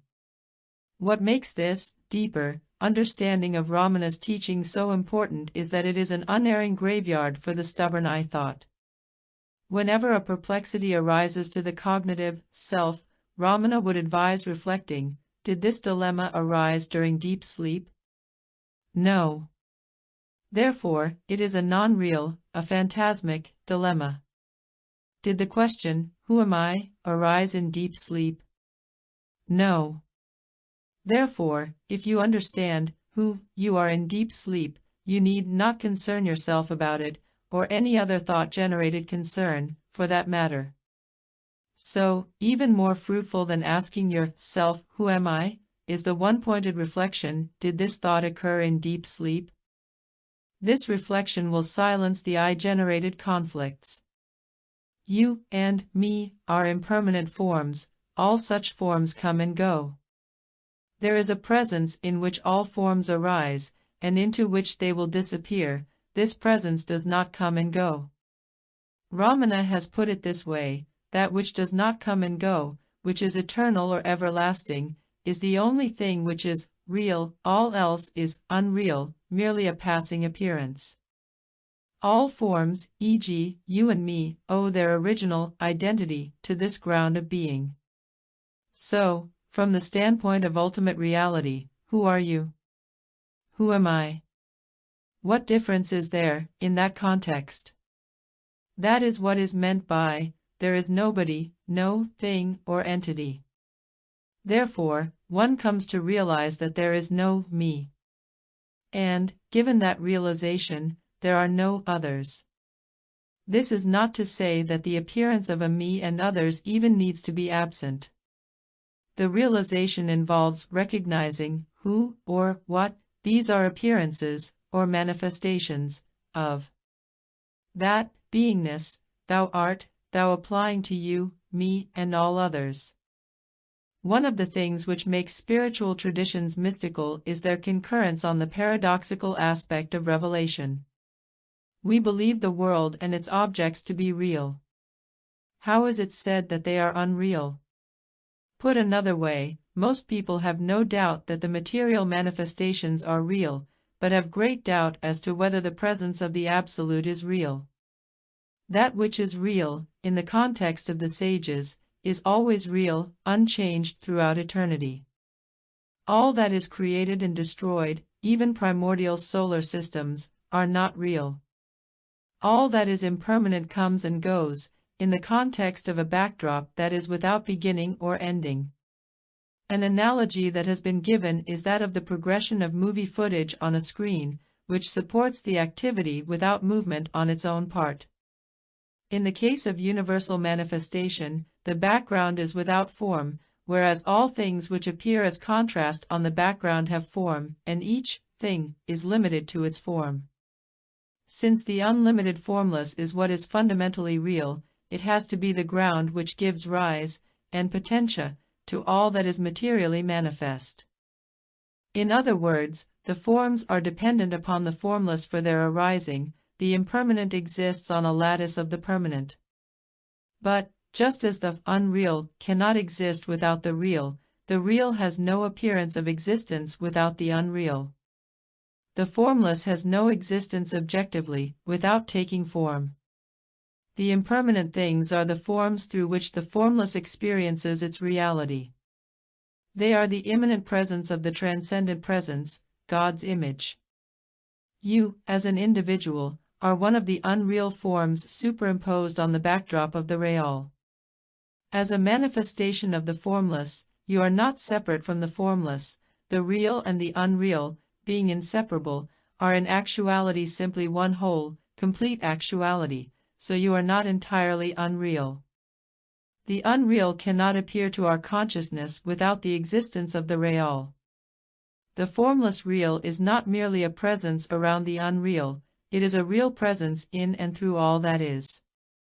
All that we see can be viewed as real or unreal, depending on the perspective, half full or half empty. But the point is, both, not two. That tree is real. And it is unreal. It surpasses either category. Your body-mind is unreal, your formless presence is unchangingly real. Ramana, Shankara says Brahman is real, the universe is unreal, Brahman is the universe. Ramana explains, the universe is conceived to be apart from Brahman, by the unenlightened, and that perception is wrong. A mirage does not disappear, even after one's knowing it to be a mirage, the envisioned is still there, but the person does not run to it for water, the world is an illusion. Even after knowing that, it continues to appear. It must be known to be Brahman, and not apart. If the world appears, to whom does it appear? The self. Otherwise, would the world appear in the absence of the self? Therefore, the self, is the reality. The phenomena are real only as the self, and are illusions when, apart from the self. That is what is meant by reality and unreality being one and the same.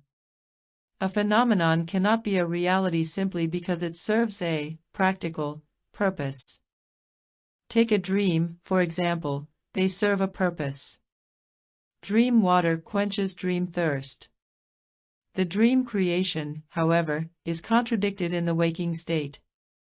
The waking creation, real world, is contradicted in the other two states, while in a dream, or in deep sleep, if real, a thing must ever be real, and not real for a short time and unreal at other times. Similarly, the universe cannot be real of itself, that is to say, apart from the underlying reality. Asked what is the major lesson of the spiritual teachings, I'd have to say that it is impermanence.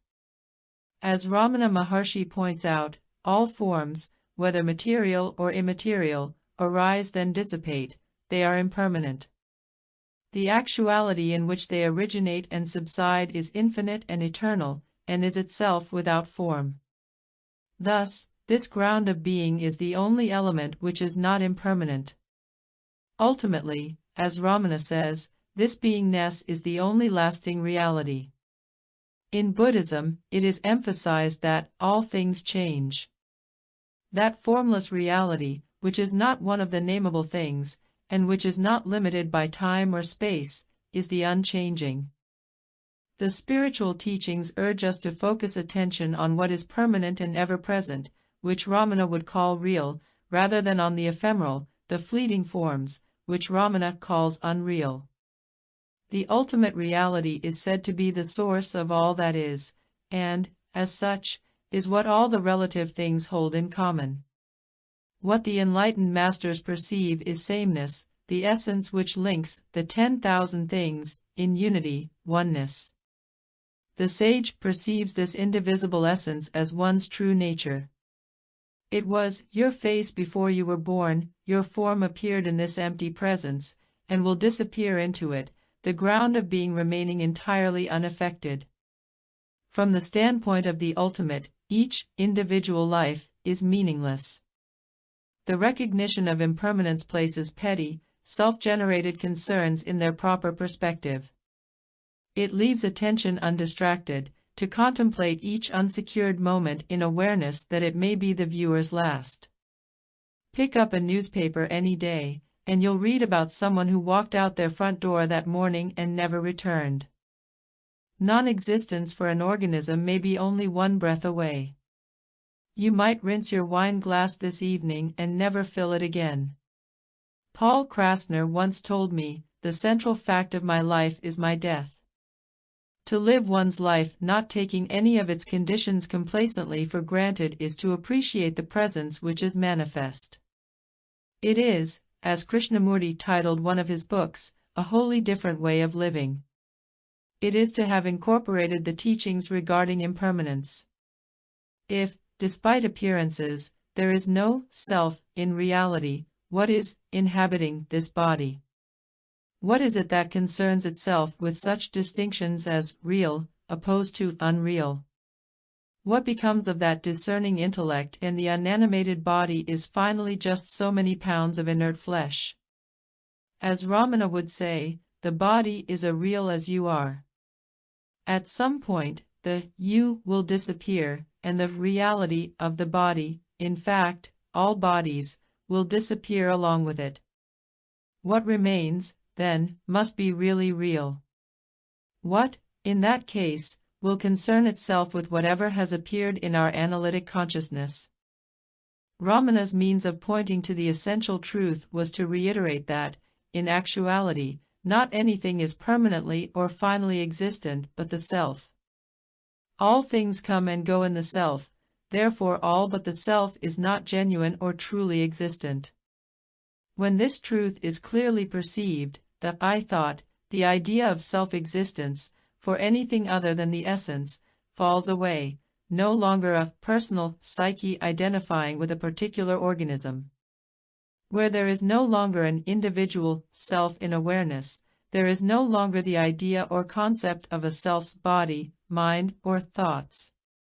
Anything which can be named is merely an alias for one thing, that essence. That is why, when a visitor complained that his mind wandered, Ramana's reply was, "Is there a mind?" If the inquiry is made whether mind exists, said Ramana, it will be found that mind does not exist. That is, how to effect control of the mind. To another questioner, he said, "You can never find the mind through mind. Pass beyond it, in order to find it non-existent." Someone suggested, "The mind must kill the mind."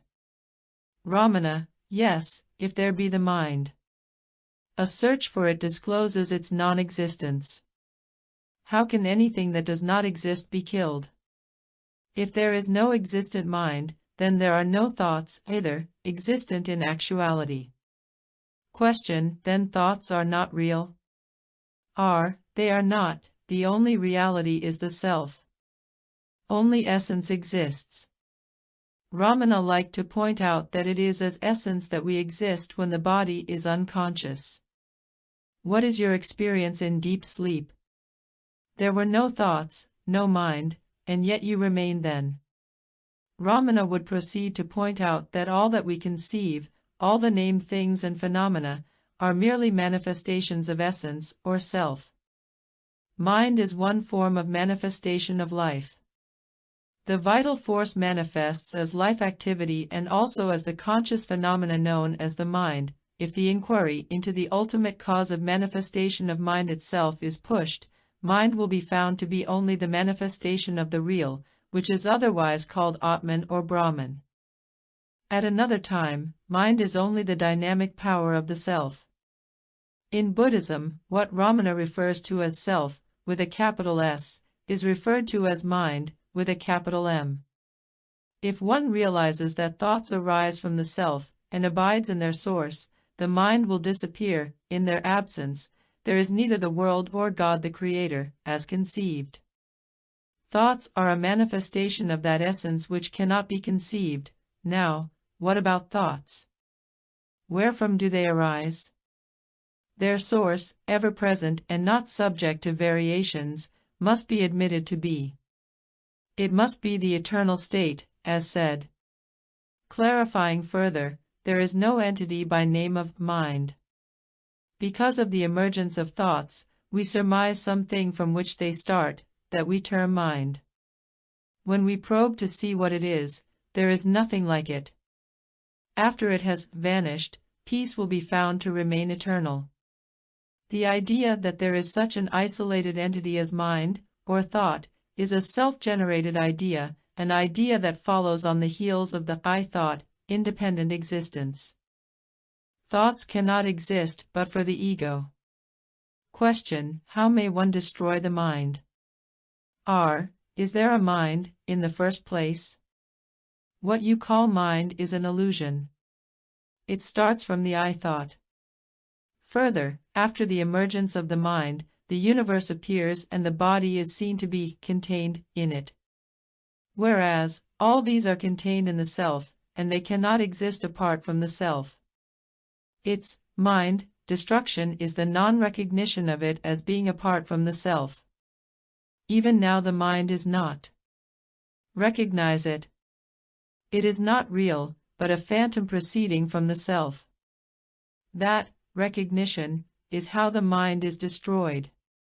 Ramana summation: the individual confines himself to the limits of the changeful body or of the mind, which derives its existence from the unchanging self. All that is necessary is to give up this mistaken identity, and, that done, the ever-shining self will be seen to be the single non-dual reality. Ramana Maharshi's teaching is that the self, absolute, alone is. There is not anything which that is not, therefore it is in no way apart from anything. Though this is so, we do not automatically recognize that our fundamental condition is that we are in essence none other than that. As that, of which all that is manifest. Among the manifestations are the human organism, its brain, its sense organs, the thoughts which arise, the mind which is comprised of these thoughts, and the ego by which the organism declares, I think. It is this ego, self-identification, which constructs the subject-object duality, me, and that which I do not perceive as me.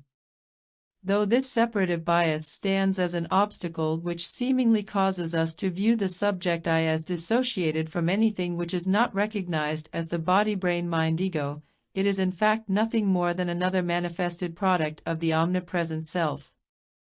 Once the awakening process is underway, one begins to re-examine, in a new light, that which heretofore had been perceived in duality.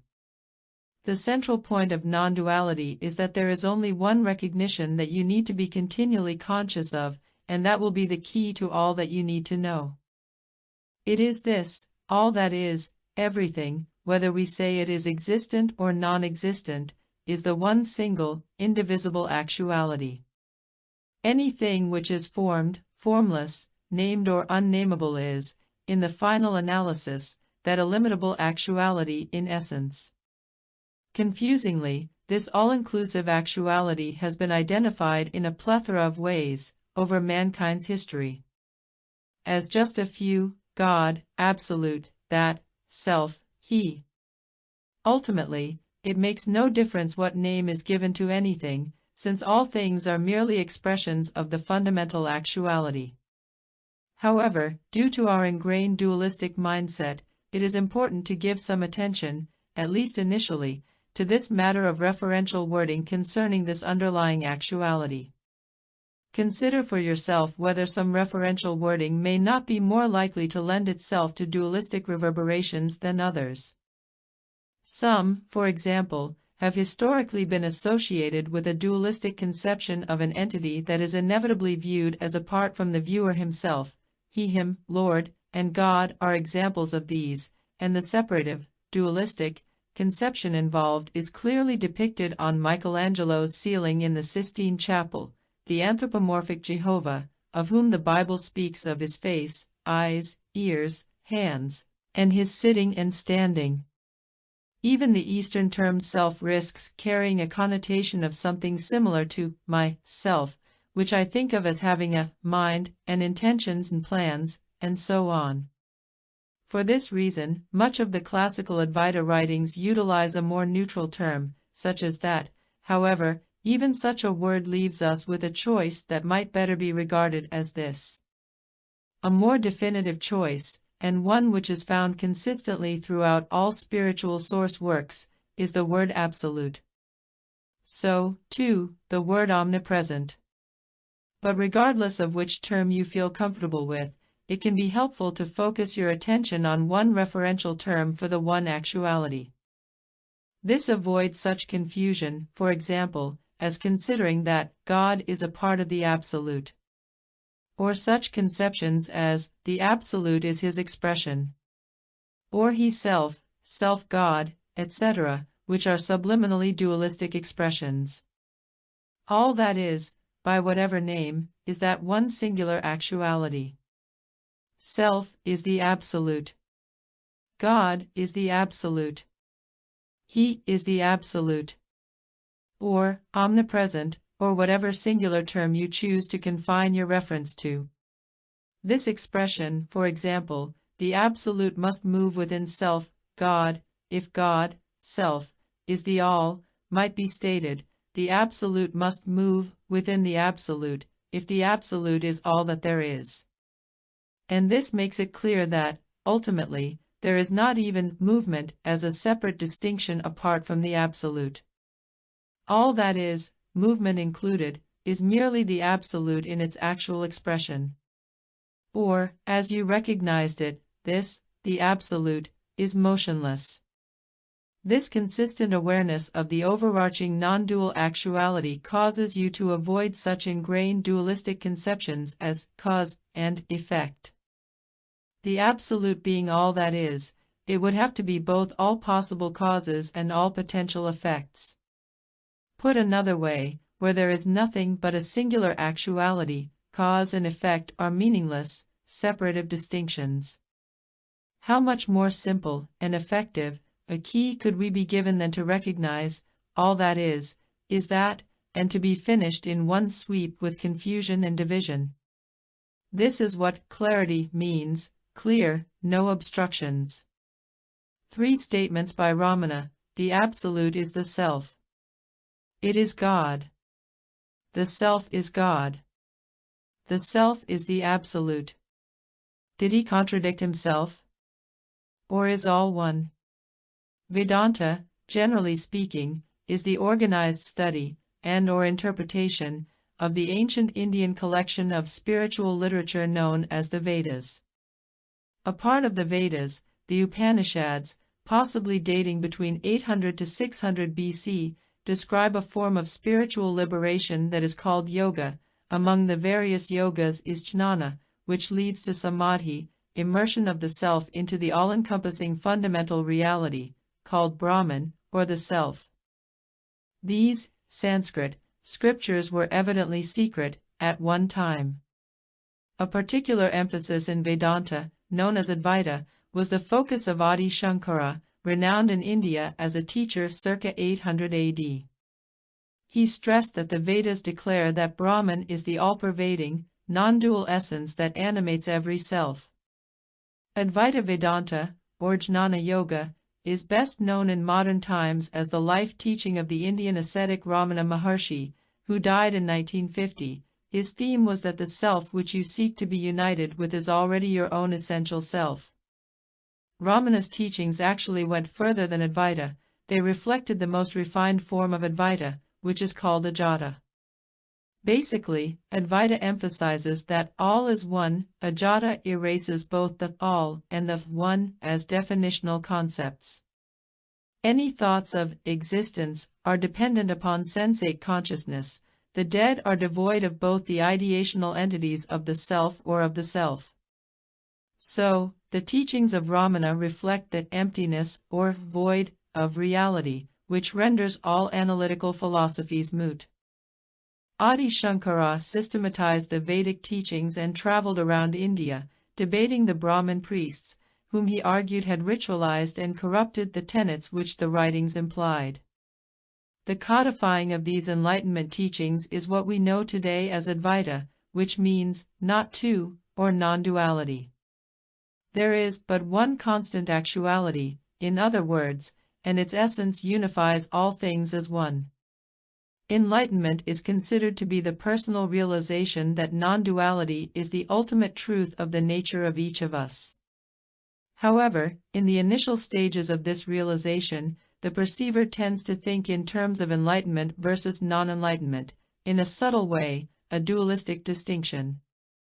Ramana states that he taught Ajata, the most fundamental distillation of Advaita. This word means no creation. It goes beyond even such distinctions as duality or non-duality, and even existence and non-existence. In other words, not two, duality, not one, non-duality, and can be summed up, as in Hui Ning's poem, if there is nothing from the start, where can the dust, or any existing thing, alight? So, the basic condition of the ultimate actuality is no-thingness, or nothingness, also describable as emptiness, or in Buddhism, the void. As Buddha states in the Diamond Sutra, no beginning is the highest truth, and he speaks of the birthless nature of reality, an illusion, a bubble, a dream. View all created things like this. The condition of Ajata, emptiness, is the condition which the word enlightenment intends finally to point out, and when it is seen that one's own life is empty, as Buddha indicates of his own, in the Diamond Sutra, this is what is described as the highest state, Sahaja Samadhi. The awakened one lives from the place of emptiness, or no creation, from the start. When teachers, such as Ramana, speak of being the sleep while awake, what is meant is a mind, in the waking state, which is empty of concepts, ideas, expectations, evaluations, conflicts, etc., as the mind in our deep, dreamless sleep. The metaphor of being asleep while awake is analogous to the dictum to be like an infant, attentive to the immediate present rather than past or future, and an absence of ideals, conjecture, ambition, and so on. These are colorful ways of speaking of an awareness which is not caught up in the usual concerns of the world. Muruganar quotes Ramana, "All this external, material universe is unreal. There is nothing other than the self. All entities, limited and impermanent, are false appearances, when not viewed to be merely shimmers of the unlimited and permanent Absolute." Because the formless Absolute is difficult to envision, cultures often assign a form and a name to it, for example, God. Our idea of creation is just that, an idea about something. For there to be creation, as such, there would have to be an intent to create. A God might be said to have an intent, but the formless Absolute has no need of intentions, since there can be nothing in opposition to it. Ramana explains about God as an entity or form, the process that brings the world into existence. Relative consciousness simultaneously brings Iswara, God, into being.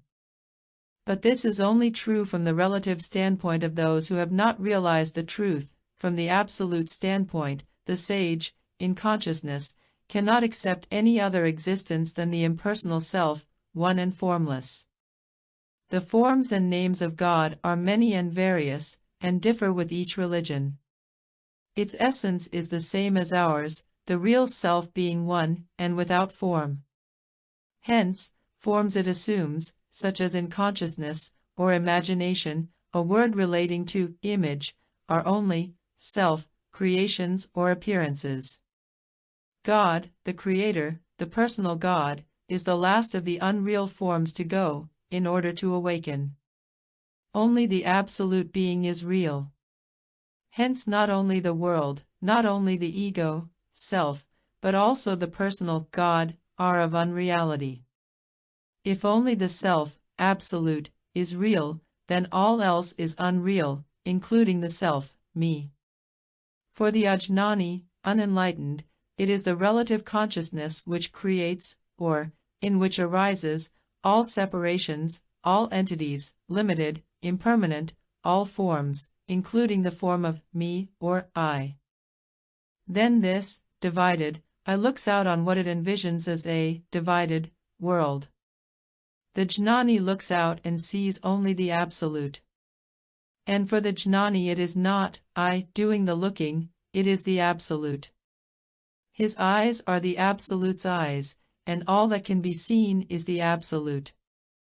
God-man, this infinite eye sees and knows nothing other than itself, and it accomplishes this without the false division of seer and seen.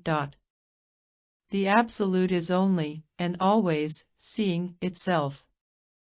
Ramana, first, on initial awakening, one sees the self as objects, the world is the self, then one sees the self as a void, I am the self, and the self is no thing. Only in this last state, complete self-realization, there is no seeing. There is no me as the seer. There is only the one who sleeps, body, without sleeping, Absolute. Only that stage is final where there is no seeing. No seer, seeing an object, that is, apart from the Absolute seer, to see. What exists then is only the infinite I, the I as merely another aspect of the Absolute, the real I is the self. If you realize you are without form, that you are unlimited, that you alone exist, what is there to be seen apart? If the self alone exists, it is both seer and seen, and above, beyond, seeing, or being seen, there is nothing apart from the self. If you understand these pages, you understand the fundament of Ramana's enlightenment teachings. So, you ask, what is one to say about bhakti, devotion, worship, or prayer? Worship can only persist, as Ramana says, so long as there is a sense of separation. One is only truly devoted when one has merged one's self into the Absolute. Then, Ramana says, who is the worshipper? The answer is, the self. Likewise, he says, there must be an I who prays. If God's will be done, why pray at all? There is no necessity to let him know your needs. God doesn't require an intermediary. God is in all, and works through all. What did Ramana say about sadhana, path, that is, practice such as meditation? People seem to think that by practicing some elaborate sadhana, the self would one day descend upon them. Sadhana implies an object to be gained, and the means of gaining it. I had no rules of meditation or contemplation. Mediation is possible only if the ego be kept up. In other words, the aspirant's idea is that, if I do some procedure, process, or ritual correctly, and if I do it long enough, I will come in contact with ultimate reality, it will someday descend upon them.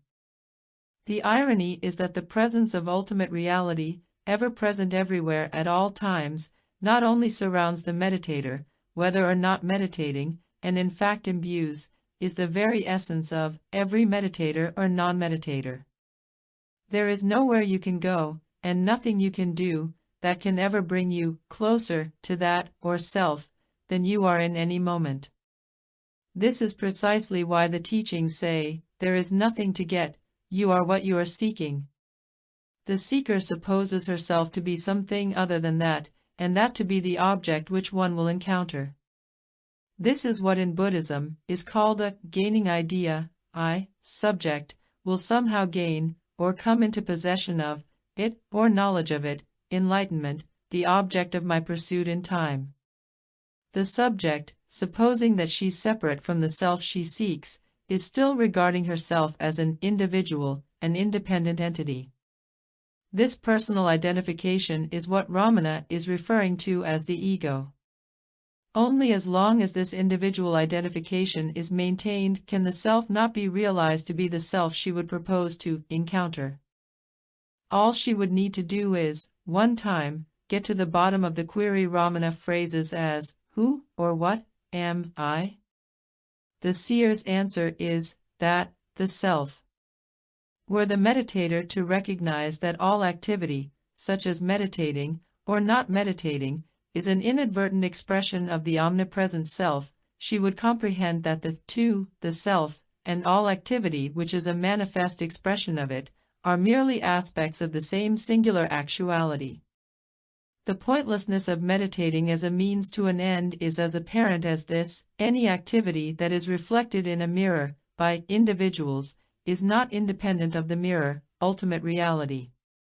To presume that the meditator could somehow ever be apart from ultimate reality is obviously a dualistic distinction which leads away from the recognition of oneness. Realize the pure, undifferentiated being of the self, or absolute. Intentional meditation involves a subject who has some objective. You must learn to realize all subject and object as one. And in the meditating, you are destroying that sense of oneness, and creating duality, when the sense of separateness is lost, and the objective of meditation along with the subject who meditates is left behind, without anything else to know, it is realization. The realized has become the self, and there is nothing more to do. This is enlightenment. When the seeking thus ends, the seeker has understood that there is not anything she needs to do, or practice, in order to be the self which has, amusingly, been sought. To be as you are is to be the self. One's self-identity is recognized as the self's identity, undifferentiated. No aids are needed to know one's own self, that is, to be aware. Liberation is only to remain aware of the self.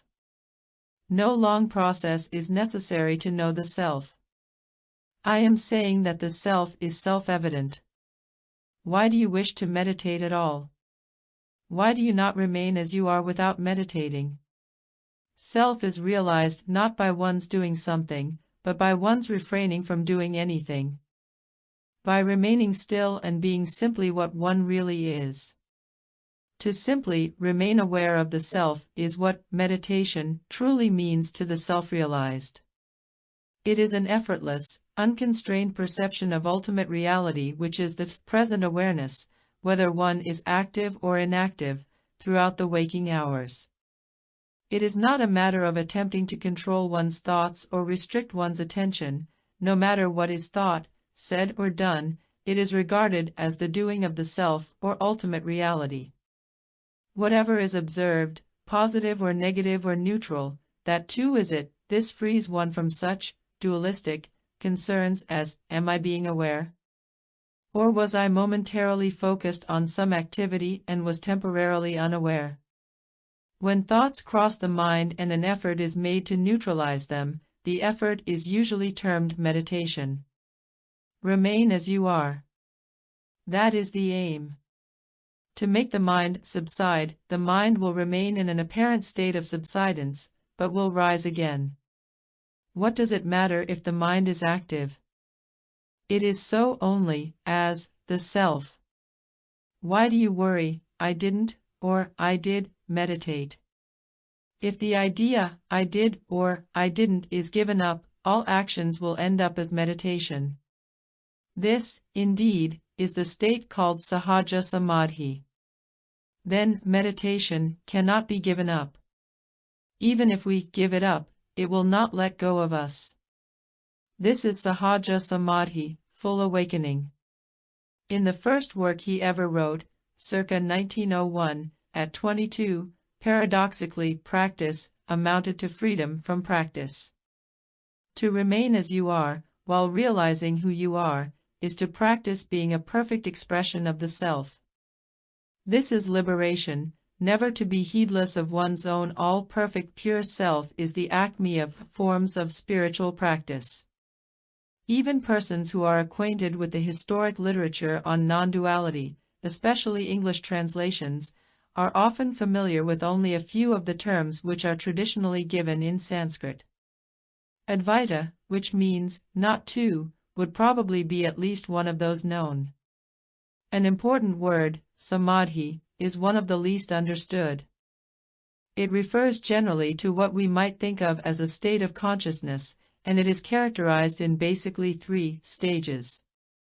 The first two relate to an effortful or deliberate intent, but whose achievement remains impermanent. Savikalpa, the initial phase, also sometimes called Kevala, which Ramana Maharshi defines as practitioner, is when the aspirant for self-realization has grasped the insight that Brahman and I are the same actuality.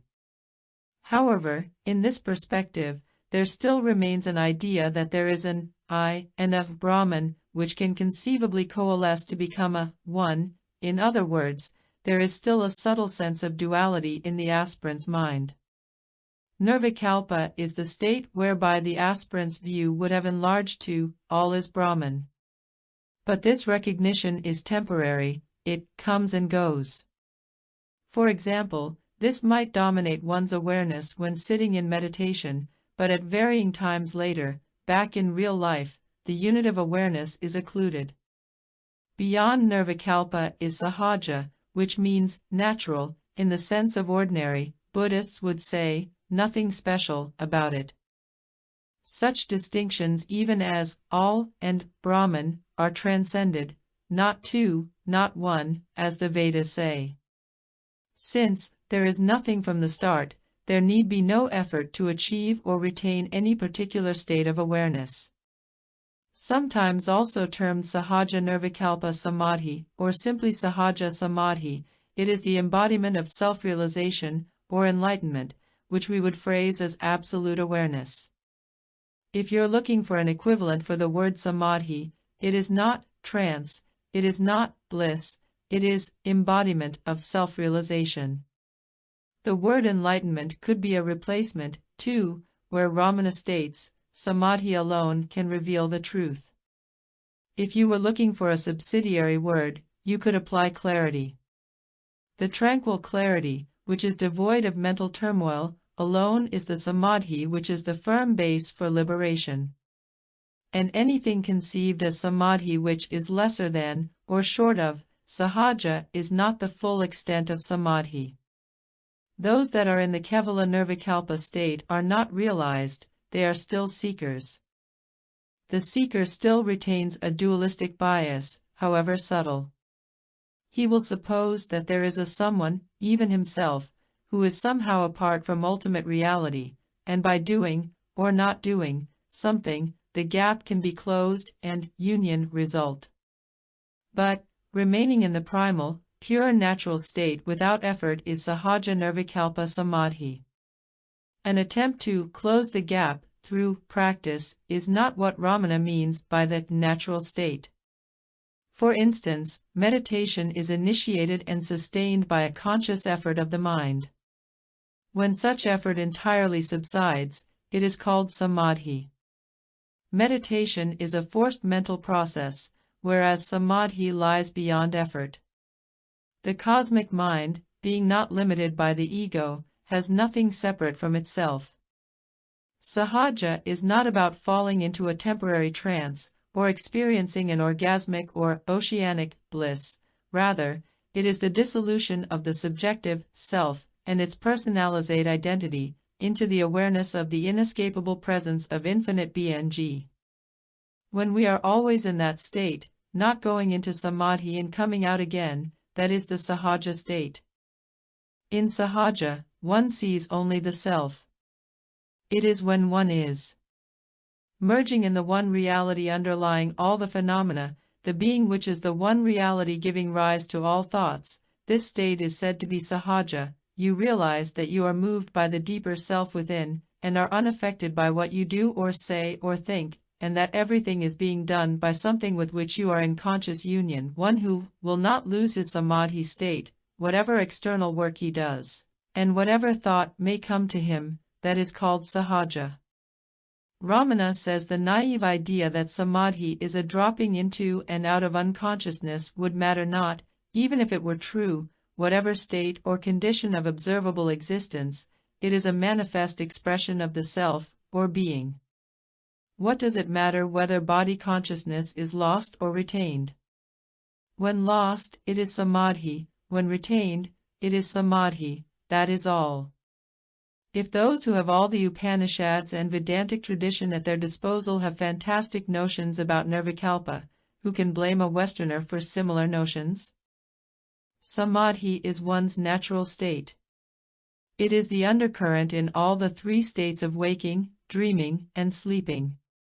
Ramana emphasizes that sahaja is the awareness that the seer, I, and the seen, other, are always and only one, or self, the non-dual, rather than the dualistic, perspective. Those in that state cannot find anything which is different from themselves. But to those who do not reach that state, everything appears to be different from themselves. In the perfect state, there is neither subject nor object, there is nothing, apart, to see. A strong conviction that I am the self is necessary, transcending mind and all phenomena. The artificial I is a projection, and through it one must look to the true principle. One has to know what samadhi is. And how can you know it without knowing yourself? If the self is known, samadhi will be known automatically. To be one's own self is samadhi. The absolute consciousness is our real nature. What is samadhi? One's own true nature. In that state, there is being, alone. There is no you, nor I, nor it, no present, nor past, nor future. It is beyond time and space, beyond expression, thought. It is ever here. Samadhi is holding on to the reality while witnessing the world, without reacting to it from within, the stillness of a waveless ocean. Consciousness which is absolute and unaffected, that is samadhi. Sages say that the state of equilibrium which is devoid of the ego is samadhi. Someone posed to Ramana, it is said in the Mandukya Upanishad that samadhi must necessarily be experienced before attaining liberation. Ramana replied, it is stated not only in the Mandukya Upanishad but in all the ancient books. But it is true samadhi only if you know yourself. The Ribhu Gita, which Ramana sometimes quoted, says, remaining alertly of differentiation, duality, even while being engaged in the activities of worldly life, is called the state of sahaja samadhi, the natural state of abidance in the self. The Jnani Mata Amritnandami, better known as Amma, by meditating on a form, Savikalpa Samadhi, perception of the real while retaining the sense of duality, can be attained. When one sees the form of the beloved deity, the attitude of I is there, thus there is duality. In the state of Nirvikalpa Samadhi there is no entity to say, I am Brahman. In formless meditation, Sahaja, since there is no trace of I-ness, the attitude of duality is completely destroyed. What will Samadhi be like? No happiness or sorrow. There is no I and you. This state can be compared to deep sleep, but there is a difference. In Samadhi, there is full awareness. Only when we wake up, I, you, and the world emerge. We give reality to them due to our ignorance. Muruganar, a poet, an awakened disciple of Ramana, to remain in the state in which consciousness of the supreme reality is not lost, even during activities, is Sahaja. Sahaja is the state that such a way that it is not possible to separate from it. Without desirelessness, unintention, the abiding experience of Sahaja Samadhi will not ripen. Until that state of Sahaja, there is no liberation for the individual, irrespective of what other state one may experience. A later follower of Ramana, David Godman, Sahaja means natural, the direct experience of the self, in which no differences or distinctions arise. Sahaja Nirvikalpa Samadhi is the definitive state of realization, in which one can live a normal, natural life, fully aware of the self at all times. Experience of realization is known as Samadhi. It is often supposed that Samadhi implies trance, but that is not necessarily so. It is also possible to be in a state of Samadhi while retaining full possession of human faculties. In fact, a self-realized sage, such as the Maharshi, is permanently in such a state. When one is established in one's true state, one knows the truth by direct experience. Such a one is Sahaja Nishta, one who is established in the natural state of the self. Ramana, in summary, the Sahaja state, that is realization, for certain. The ever-present state is the natural state, Sahaja. The reason for emphasizing Sahaja Samadhi is that one should be in spontaneous Samadhi, that is, in one's pristine state, in the midst of every environment. The absolute consciousness is our real nature. Samadhi is one's own true nature. True peacefulness means being okay with whatever condition or effect is present. To be in whatever the present condition is, and to be dissatisfied with that condition is not peaceful. This may seem obvious, but people often don't follow this obvious pointer to its logical conclusion. When one circumstance is not viewed as more preferable than another, then we are not desiring a particular effect, therefore we are at peace with whatever condition or effect is present, even if the present condition is not one that would be defined as peaceful. A true example, from a recognized master, Ramana. He was sitting quietly, after dark, doing nothing, meditating. He heard someone enter the enclosure where he was. The intruder began looking around, evidently intent on theft. Ramana approached, to tell the man that nothing of value would be found there. The man, seeing him, struck him on the leg with a club. This did not make Ramana happy. He shouted, "Now hit me on the other leg, if you must." Startled by the shout, the man fled. The sage, in meditation, is neither at peace nor not at peace. He is one with whatever condition happens to be present. He is not desirous of one circumstance being present over another. Thus, even if the mind is agitated, and seemingly not at peace, the awareness of the sage is even at peace with that. Even when Ramana shouted out in anguish, his innate, peaceful state was not disturbed. nor was it to be further disturbed by emotional or mental turmoil resulting from his awareness that he had shouted in outrage. With whatever condition or circumstance that happens to be present, his agitation, or even regret for that agitation, he is uninterruptedly undisturbed in his all-inclusive awareness. With non-discriminatory serenity, it matters not where or in what condition one abides. All is the same. Peacefulness is there, not somewhere to be sought and subsequently found. The key is not in cultivating a meditative mind, but to recognize that a meditative mind, as Krishnamurti would say, is choiceless. Bear in mind, there is no universal law which dictates that you must like whatever it is that is going on. But there is no universal law that requires that we maintain an emotional attachment to our dislikes and likes. We can safely assume that Jesus did not like being crucified. But he didn't take it personally. Ramana probably didn't like dying with a painful cancer. But he didn't go around crying, "Why me, why me?" Who, in their right mind, would like to be in that situation? But Jesus, Ramana and others have attempted to demonstrate by example that it is possible to comprehend that even what we don't like, that too, is a manifestation of infinite being that reigns on the just and the unjust. Ramana Maharshi was sometimes asked, is self-realization a matter of grace, a gift that is allotted to some worthy few? Ramana responded, it is grace that you are inquiring, that you are seeking to merge with ultimate reality. Grace is not a word often used by non-Christian spiritual teachers.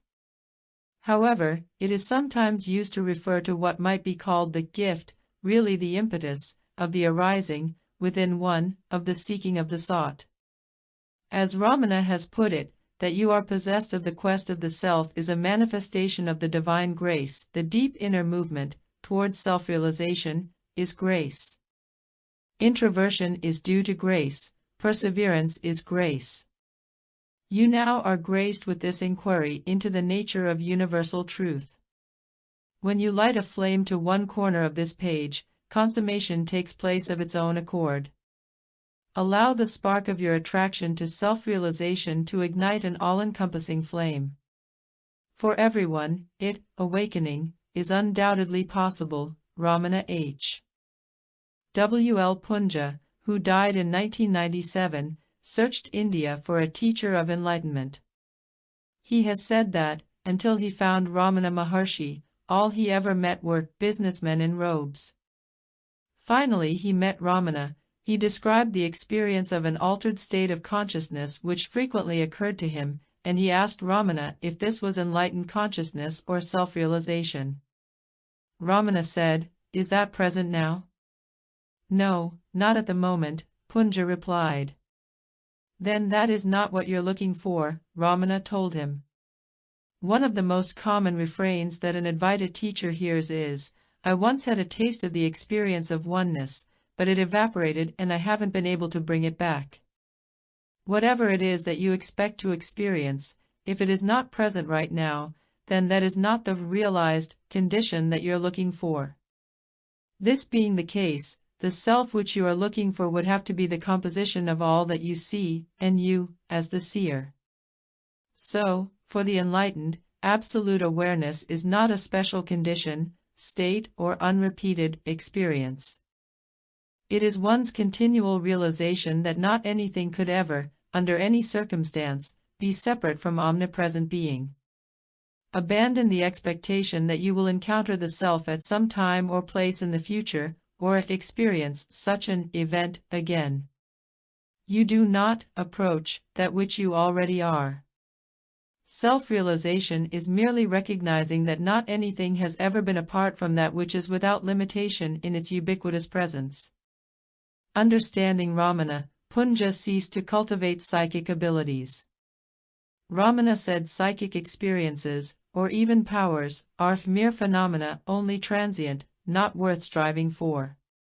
Specifically, he is quoted as saying, "There is no wisdom in the one cultivating them. Psychic powers are not worthy of any thought." self-realization alone is to be aimed at and gained. The wisest person takes this view. The foremost priority is self-realization. If psychic experiences then manifest, that would be a byproduct. There is a possibility that such an occurrence can happen, but not the other way around.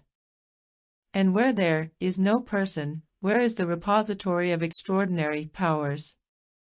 If Ramana were asked, are such powers real, he'd typically respond, as real as you are. About a dozen times in talks with Ramana alone, he was asked questions such as, does a self-realized teacher have, or need, siddhis, supernatural powers? His responses were unequivocal. Such powers manifest only when there is the ego. The self is beyond the ego, and is realized when the ego is eliminated. The one, powers, requires effort to achieve, and the other, self-realization, does not. Where is the use of occult powers for a self-realized being? The only permanent thing is reality, that is, the self. All the rest is mere phenomena, in it, of it and by it. Powers are only transient. All these wonders are contained in the one changeless self. The force of one's self-realization is far more powerful than the use of all other powers. People anxious for siddhis are not content with their idea of self-realization, and so want siddhis associated with it. They are likely to neglect supreme happiness, to settle for siddhis, while a self-realized person will not waste even a thought on them. Let them get that, and then seek siddhis if they so desire. There is no realization in the one who displays them. Self-realization alone is the aim to be gained. Occult powers will not bring happiness to anyone, but will make him all the more miserable. Why aim for that which is not essential, but apt to prove a hindrance to realization? Continuing the words of Ramana, the jnani, self-realized, has no doubts about himself. He has no doubts to be cleared. So long as false identification persists, doubts will persist. Doubts will cease only when the individuated identification is put an end to. That will result in realization of reality. There will remain no other to doubt. Full self-realization leaves no doubt about the actuality of oneness, of non-duality. And in self-realization the subject-object polarization is transcended, so that the false identification of the subject self and objective other, material or immaterial such as special experiences, no longer engender separation, or what amounts to the denial of oneness. An aspect of the realization of this truth is that one confronts the question of, if there is no self, what operates in what is perceived as my mind?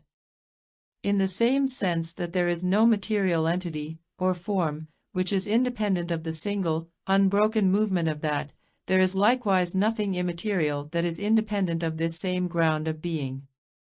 In other words, where it is recognized that there is no such individual configuration as my self, it is also recognized that there can be no such configuration as my mind. The jnani is aware that there is a concept of a mind, and there is also, in awareness, a concept that this mind produces thoughts, but where the conception of the self is absent, the conception of my mind is unsupported.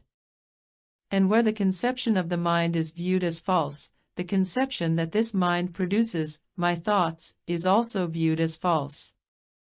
Who, or what, is this which has conceived the form of the self? Whatever is the producer of the sense of self must also be the producer of that sense self's perceived thoughts, and likewise what we personalize as my actions, which are a consequence of what is presumed to be my thoughts.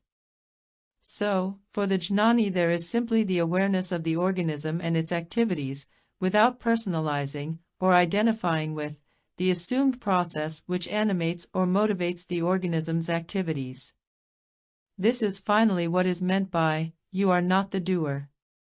Ramana, the mind is only a projection from the self. One should not even care for the result of the actions. One remains a witness to them without any attachment.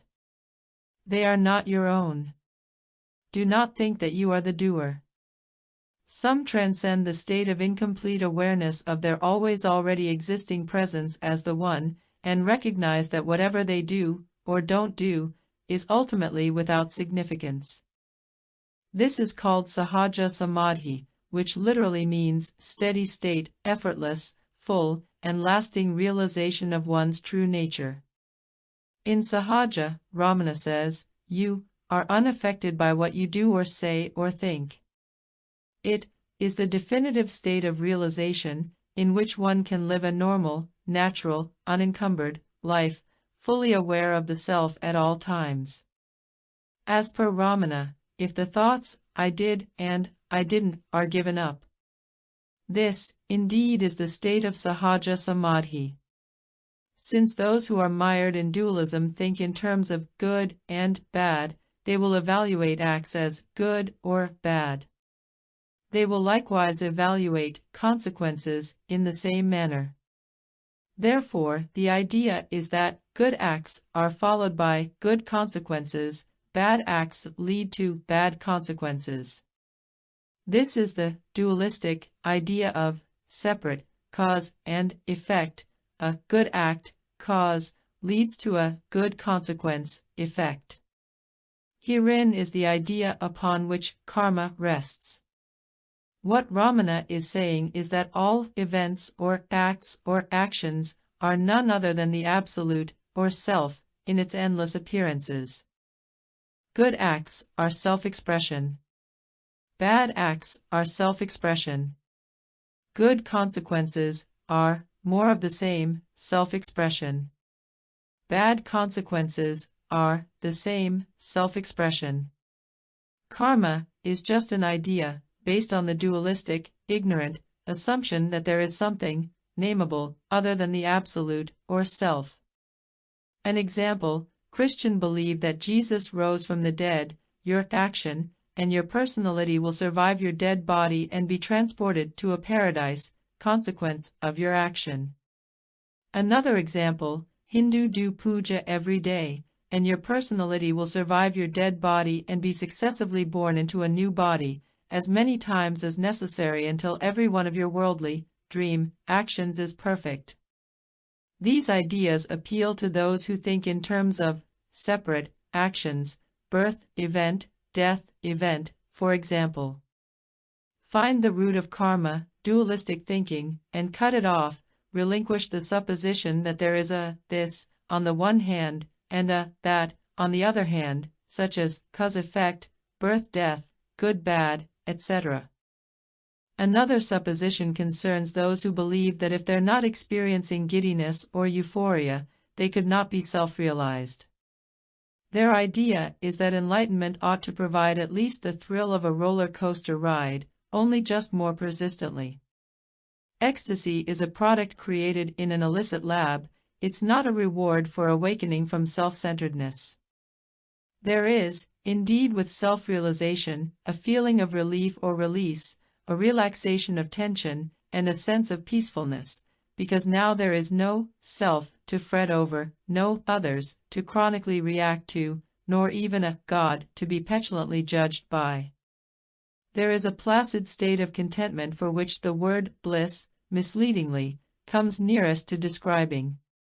This bliss is more accurately defined as equilibrium, a recognition that all things are equal in their sameness of ultimate, or absolute, nature.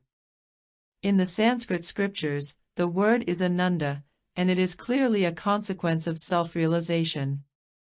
The constant abiding in ananda is what is known as sahaja samadhi, the perception of no self. As Ramana states, there is no difference between the enlightened and the unenlightened in their conduct, the difference lies only in their perception. The unenlightened identifies himself with the ego, whereas the ego of the enlightened has been lost. To realize bliss, one realizes the self. Self-realization is bliss, it is realizing the self as the limitless. The ego is lost, and bliss remains. Thus the self is realized, and bliss results. Bliss consists in not forgetting your being. If an ecstatic state is what you are interpreting as Ananda, Ramana adds, you feel great bliss and happiness and want to stay in that ecstasy. Do not yield to it, but pass on to the next stage, which is great calm. The calm is higher than ecstasy and it merges into samadhi. In identifying with a self-affirming phenomenal sensation, there remains a subtle duality. But the source of the phenomena and the organism experiencing it are the same one, omnipresent self. Ecstasy can become an obstacle because, in that state, a feeling of separation from the source of Ananda, enabling the enjoyer to say, I am enjoying Ananda, is present. Even this has to be surmounted. The final stage of samadhi has to be reached in which one becomes Ananda, or one with reality. In this state, the duality of enjoyer and enjoyment ceases in the ocean of Sat Chit Ananda, or the Self. Be the Self and that is bliss. Bliss is a word that the Gnanis use, but by that term they mean the sense of freedom and equanimity that comes with having transcended attachment to states, and the expectations that pertain to them. Put another way, bliss is the aspect of self-realization which leaves one carefree, as a consequence of the recognition that ultimately, nothing really matters. What is not bliss, Ramana says, is thinking that the world is real, therefore a concern that some states are more significant than others. The self-realized looks on everything with unconcern and remains blissful. An associated subject is that of love. An entire book could be written on how love is perceived by an enlightened being. I think we can agree that we are not considering love in its common conception as mere affection and attachment toward another person or object. Benevolent concern for other animate beings, romantic or sexual attraction, or worship and devotion toward an idol or supernatural image. All of these are relationships which reflect a dualistic perception. As Ramana Maharshi has said of this, when you talk of love, there is duality, is there not, the person who loves and the entity, who is loved. In the transcendence of the dualistic perception is the profound love which the non-dual sages refer to. The Sanskrit term Ananda is often translated into English as bliss, but the bliss is the consequence of experiencing unconditional love. The word unconditional is defined as absolute. This is love for all that exists, that means the good, the bad, and whatever is in between. It means a love that inclusively makes no distinction between what is manifested, from moment to moment, and the omnipresent totality which manifests it. Ramana uses various words to indicate the ever-present actuality, such as God or Self, that to which all things owe their being.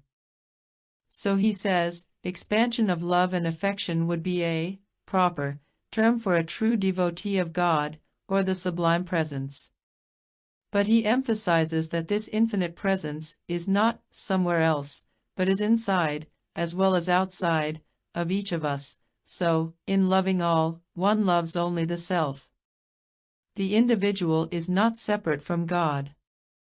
He is telling us that this love and affection expands to embrace the good, the bad, and the indifferent, in ourselves, equally as in others.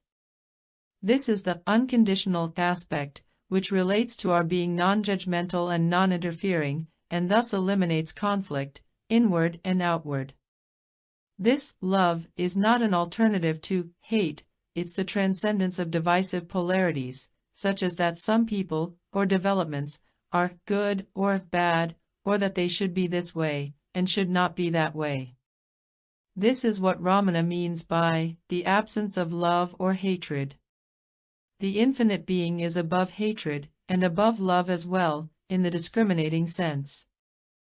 But that, within each of us, which has the capacity for the expression of unconditional love, or compassion, is a manifestation of the presence which loves itself through the medium of being all things which can be the subject of love. Thus Ramana says, love is not different from the self, in this sense, God is love. Love itself is the actual form of God. Call it pure bliss, God, or what you will. It is only through jnana, self-realization, that the bliss that derives from true love will arise. Die yourself into the eternal self, and lose yourself, becoming one with love. To be the non-dual self that you really are is the only means to realize the bliss that is ever yours. So, in summary, God is love, as well as all else, and this God manifests as all that is. A natural question which arises when one undergoes a benign shift in consciousness is, how can the life-changing shift that I've experienced be communicated to others? First of all, awaken to the life-changing truth that is known as self-realization. And, second, assist others in discovering that personal change of heart. But from the standpoint of a person once self-realized, this question takes on an even deeper significance. And the answer to this question is not likely to be comprehensible to other than the self-realized person. There is a fundamentally different view of our world from the standpoint of enlightenment, as contrasted to the perspective of dualism. This is summarized by a comment of Ramana Maharshi: so long as identification with the body, I, lasts, the world seems to be outside us. In other words, to the individual mind, there is me, and all else that is not me. Among the things we conclude are not me are the world, or cosmos. That the world is a concept or idea is plain. In deep sleep, both the perception of a me and the world are entirely absent. As Ramana puts it, it is only the individual mind that sees the world. When this mind disappears, the world also disappears. The world appears when you wake up from sleep. So where is it? Clearly, the world, awake or dreaming, is in your thought. The mirror reflects objects, yet they are not real, because they cannot remain apart from the mirror. Similarly, the world is said to be a reflection in the mind, as it does not remain in the absence of mind. Consider, if there were no conscious minds, would there be anything to say that there was such an independent construct as a world? So, how does the enlightened perceive what, in dualistic terms, is referred to as the world? From the perspective of non-duality, there is only one, indivisible actuality, the Absolute, or Ramana's term, self, to others, God. Therefore, there exists no individuated, particularized me, nor conceived not me. When we come to realize the truth of this cosmic viewpoint, this is called self-realization. You know who or what you are, no thing. When the I, as subject or seer, is shown to have no validity, the conception of separate objects is also deconstructed. Find out what you are, and then you understand what the world is, Ramana points out. Duality of subject and objects are your thought creations. Do you not, nightly, create a world in your dream? The waking state, in which you see the world, is also a long, drawn-out dream. This might be summarized as, the world is as real as a dream is an illusion. To realize the true nature of the world, one must first realize that the true nature of both you and all others, and the world is the absolute self. Ramana, if we first know the self, then all other matters will be plain to us. Therefore, one must know the self before the world is known. Here is the nub of what self-realization tells us. If the true nature of all seers is the absolute, then both those who see the world as real and those who don't are equally a manifested activity of, or by, the absolute. The former is concerned about the existence, or activities, regarding the world. The latter does not recognize the world, or its activities, to be other than the absolute. Thus Ramana says, the world is created by the I, which in its turn arises from the self. The unenlightened takes the world to be real, whereas the enlightened sees it only as a manifestation of the self. So then it becomes immaterial whether the self manifests itself, or ceases to do so, as a world. The self is infinite, inclusive of all that you see. There is nothing beyond it, nor apart from it. The power which has created you has created the world. If it can take care of you, it can similarly take care of the world, also. This is what has been said as, "Thy will be done." And, here, we come to the potentiality for peace in the relative world, the non-attachment which allows the what is to be what it is. Ramana said to someone who was highly agitated about the affairs of the world, "Can you stop the wars, or reform the world?" No. Then why worry yourself about what is not possible for you? What, then, are we to do? First set yourself right, and then only set out to improve others. Change the hearts of men, and the world will surely change. But one must begin somewhere, and one can begin only with oneself. When one is not oneself at peace, how can that one spread peace in the world? When the self is known, all others become known. Self-realization is, hence, the primary and sole duty of mankind. A connected concern is our conception of pain, largely in our fear of death. The same dualistic perspective is common to both concerns, pain and the victim of pain, death and the victim of death. Pain, like death, is viewed in a different context by one to whom such oppositional propositions holds no significance. A questioner asked Ramana, "Is there no I am the body idea for the realized person? If, for instance, you were bitten by an insect, such as a scorpion, is there no sensation?" "There is a sensation, pain," Ramana replied, "and there is also the I am the body idea. The latter is common to both the realized and the unrealized, with this difference. The unrealized thinks I am the body only. The realized person knows that all is the self, absolute, all this is Brahman, the questioner's surrogate for the absolute. If there be pain, Ramana explained, let it be. It is also the self. The self is perfect, he added. In other words, the body that the realized sees himself as, is the absolute. The body that the unrealized sees himself as, is this finite, ephemeral organism. From the standpoint of absolute realization, there is no separate phenomena such as pain and me, both merely come and go within the inseparable completeness of the perfect, absolute. This is not to deny that there is a conscious experience of pain, or to suggest that the sage isn't aware of the physical body. It is to indicate that, unlike the unrealized, he doesn't identify with the pain as something in relationship to himself, which he then supposes he can conclusively affect. His summary, let it be. It is pointless to raise the question, whose pain is it, or to propose that I can do something about it. There being no you, whatever is done about it, Ramana would remind, is that doing what it does. It should be clear to you that the enlightened do fall sick. Ramana died of cancer, as did Nisargadatta. Buddha evidently died of food poisoning. But what died? This should also be clear to you. The body died. All of these teachers tell you that what they are is unborn, what has not had a beginning point does not have an ending point. Why would one seek miraculous cures, unless one was identified with the perpetuation of the body?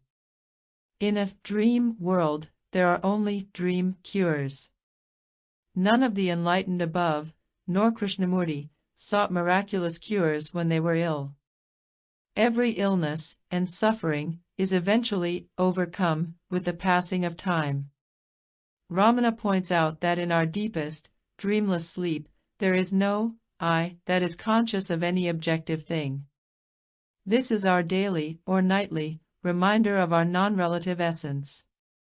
And we are daily reminded of our relative existence. In our waking dreaming condition, the I is an element of this condition, so that we may functionally realize the purpose of the organism during its period of active presence. I am hungry, therefore I feed the body, then I do what this body is inclined to do, etc. But, at some point, there is no longer the need for an I, because the aging of the organism has brought it to an end, or some other development has brought it to a premature end. While the I disappears with all that it identifies itself with, the impersonal essence, which presents every night in deep sleep, is not dependent on the images of the I for its presence. Being non-relative, it is not dependent upon anything outside of itself. This was your essence even in the womb, before there was an image of I. This essence, this condition of being, is not your essence, it is the essential condition of all that is, of which you, and all else, partake. As in deep sleep, its characteristic can only be said to be that of void, no objective thing. No thing that is conscious of some other thing. No I sense, because there is not some entity to sense anything, form or formless. This is your condition in comatose sleep. It was your condition in the womb. Ramana, among others, is saying that this pre-conscious condition is the same as, through lifelong continuation, the post-conscious condition. We come from knowing nothing to knowing nothing. So, of what value is it to acquire knowledge during the seemingly real dream between pre- and post-consciousness? Yes, we need to know a few concrete facts of life in order to physically function. But of what value is any speculative knowledge? Buddha, for just this reason, it is said, refused to answer speculative questions, those that go beyond here and now. Silence, he indicated, is the door to your non-relative essence. Ramana has said, all know that they must die, some time or other, but they do not think deeply of the matter. It has sometimes been said, rightfully, that spiritual awakening, or dissolving into the absolute, or self, is to die while yet alive. In this death, it is the idea of being an individual, a person, that ends or dies. What is meant by this sort of death? Annihilation of the ego, though the body is alive. When the egoic self-centeredness has died, we no longer think of the body-mind as the ultimate identity of who, or what, is truly existing here. As a consequence, fear of the non-existence of the body-mind disappears. In that state, there are no individuals, other than the eternal existence. Hence there is no thought of death, of a me. If the ego persists, the person is afraid of death, of the person. Rather, let the person find out his undying self and die into that self.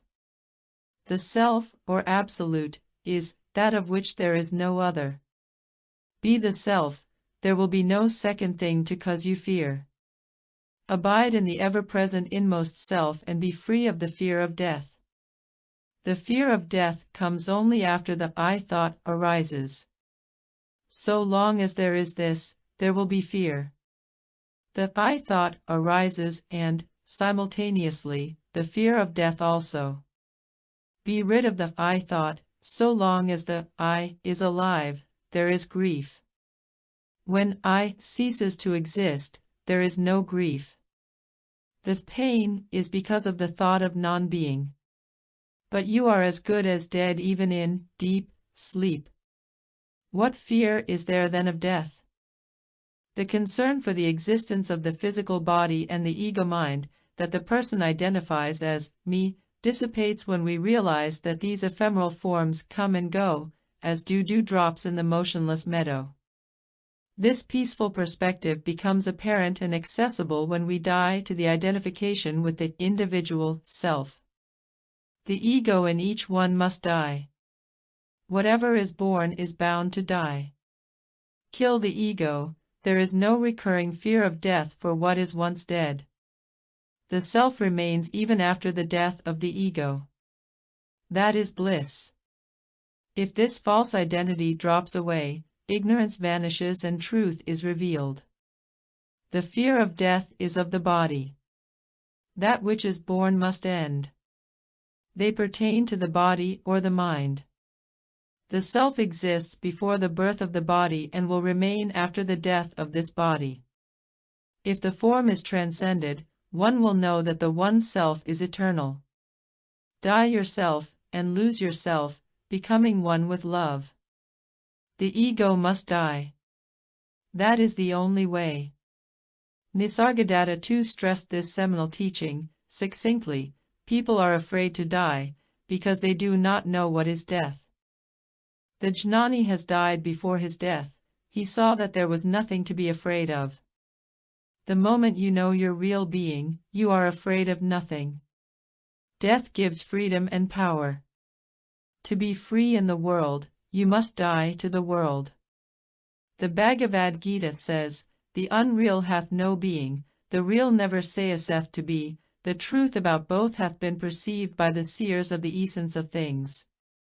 Throughout our lifetime, we're never more than one breath away from non-existence. Even though we don't consider it as such, we actually experience this non-existence with as much regularity as the passing of the moon. In fact, if we are deprived of this non-existence for more than a few unbroken occasions, we lose our mind, go crazy. Consider it.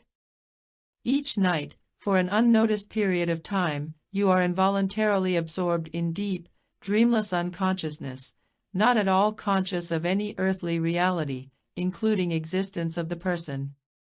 Whatever it is that is present in this condition is totally undifferentiated. It has no relationship to the world, or even the cosmos. All that we usually think of as reality has disappeared completely. There is not so much as a self which remains to be aware of the absolute emptiness. This likewise is the condition which is said to be present in the deepest sublime state of meditation, the momentary death of an identifiable self, along with a transcendence of the universe in its entirety. This pure unembellished presence is closest, perhaps, to our word awareness, as preferred to consciousness, since this implies being conscious of something, for example, self-conscious, and is generally associated with sentient impressions, in the waking state. It is this condition of formless presence which is universally the organism's primordial, pre-existent, or fundamental condition. Upon this natural condition is superimposed our waking and dreaming experience. When waking and dreaming consciousness falls away, this remains as the empty screen upon which the individual's self-image had been projected. While waking and dreaming come and go cyclically, what is called pure awareness remains unchanged throughout. As Ramana Maharshi said, awareness is your true nature. In deep sleep or in waking or dreaming, it is the same. We mistakenly identify our essence with the impermanent organism, the body. We suppose that the body has awareness, and that, in physical death, the awareness falls away from the body. Rather, it is that the body falls away from awareness as it does in deep sleep. Ramana addressed this: before considering what happens after death, just consider what happens in your sleep. When you sleep, this body and world do not exist for you, and this question did not worry you. Did you ask while asleep, "Where do I go after death?" The body which dies, were you aware of it? Did you have it during sleep? Sleep is temporary death. Death is longer sleep. There is no ground for even the thought of my death. Consider this. If you were to die in your sleep, where you do not even exist, would you know that you had died? Ramana makes the further point that anything which can appear and disappear is impermanent. The world, the entire universe, even self-identity appear each day upon awakening, and disappear again from awareness each night. The only thing which remains unchanged is our fundamental, underlying condition. There is that which does not appear and reappear, and therefore is ever present. As Ramana put it, that which does not exist all the time, but exists at one time and not at another, cannot be real. In other words, only that which does not know death is permanent and therefore ultimately real and undeniably existent. This formless awareness was present before the idea of a you even came into form, and will continue in presence as the illimitable and non-finite self. At death, the limited mind dissolves in the unlimited mind. Ansuyadevi, the end of the road, for spiritual teachings, is the absence of everything. It is difficult for those who are looking at these matters to comprehend the full import of what oneness means.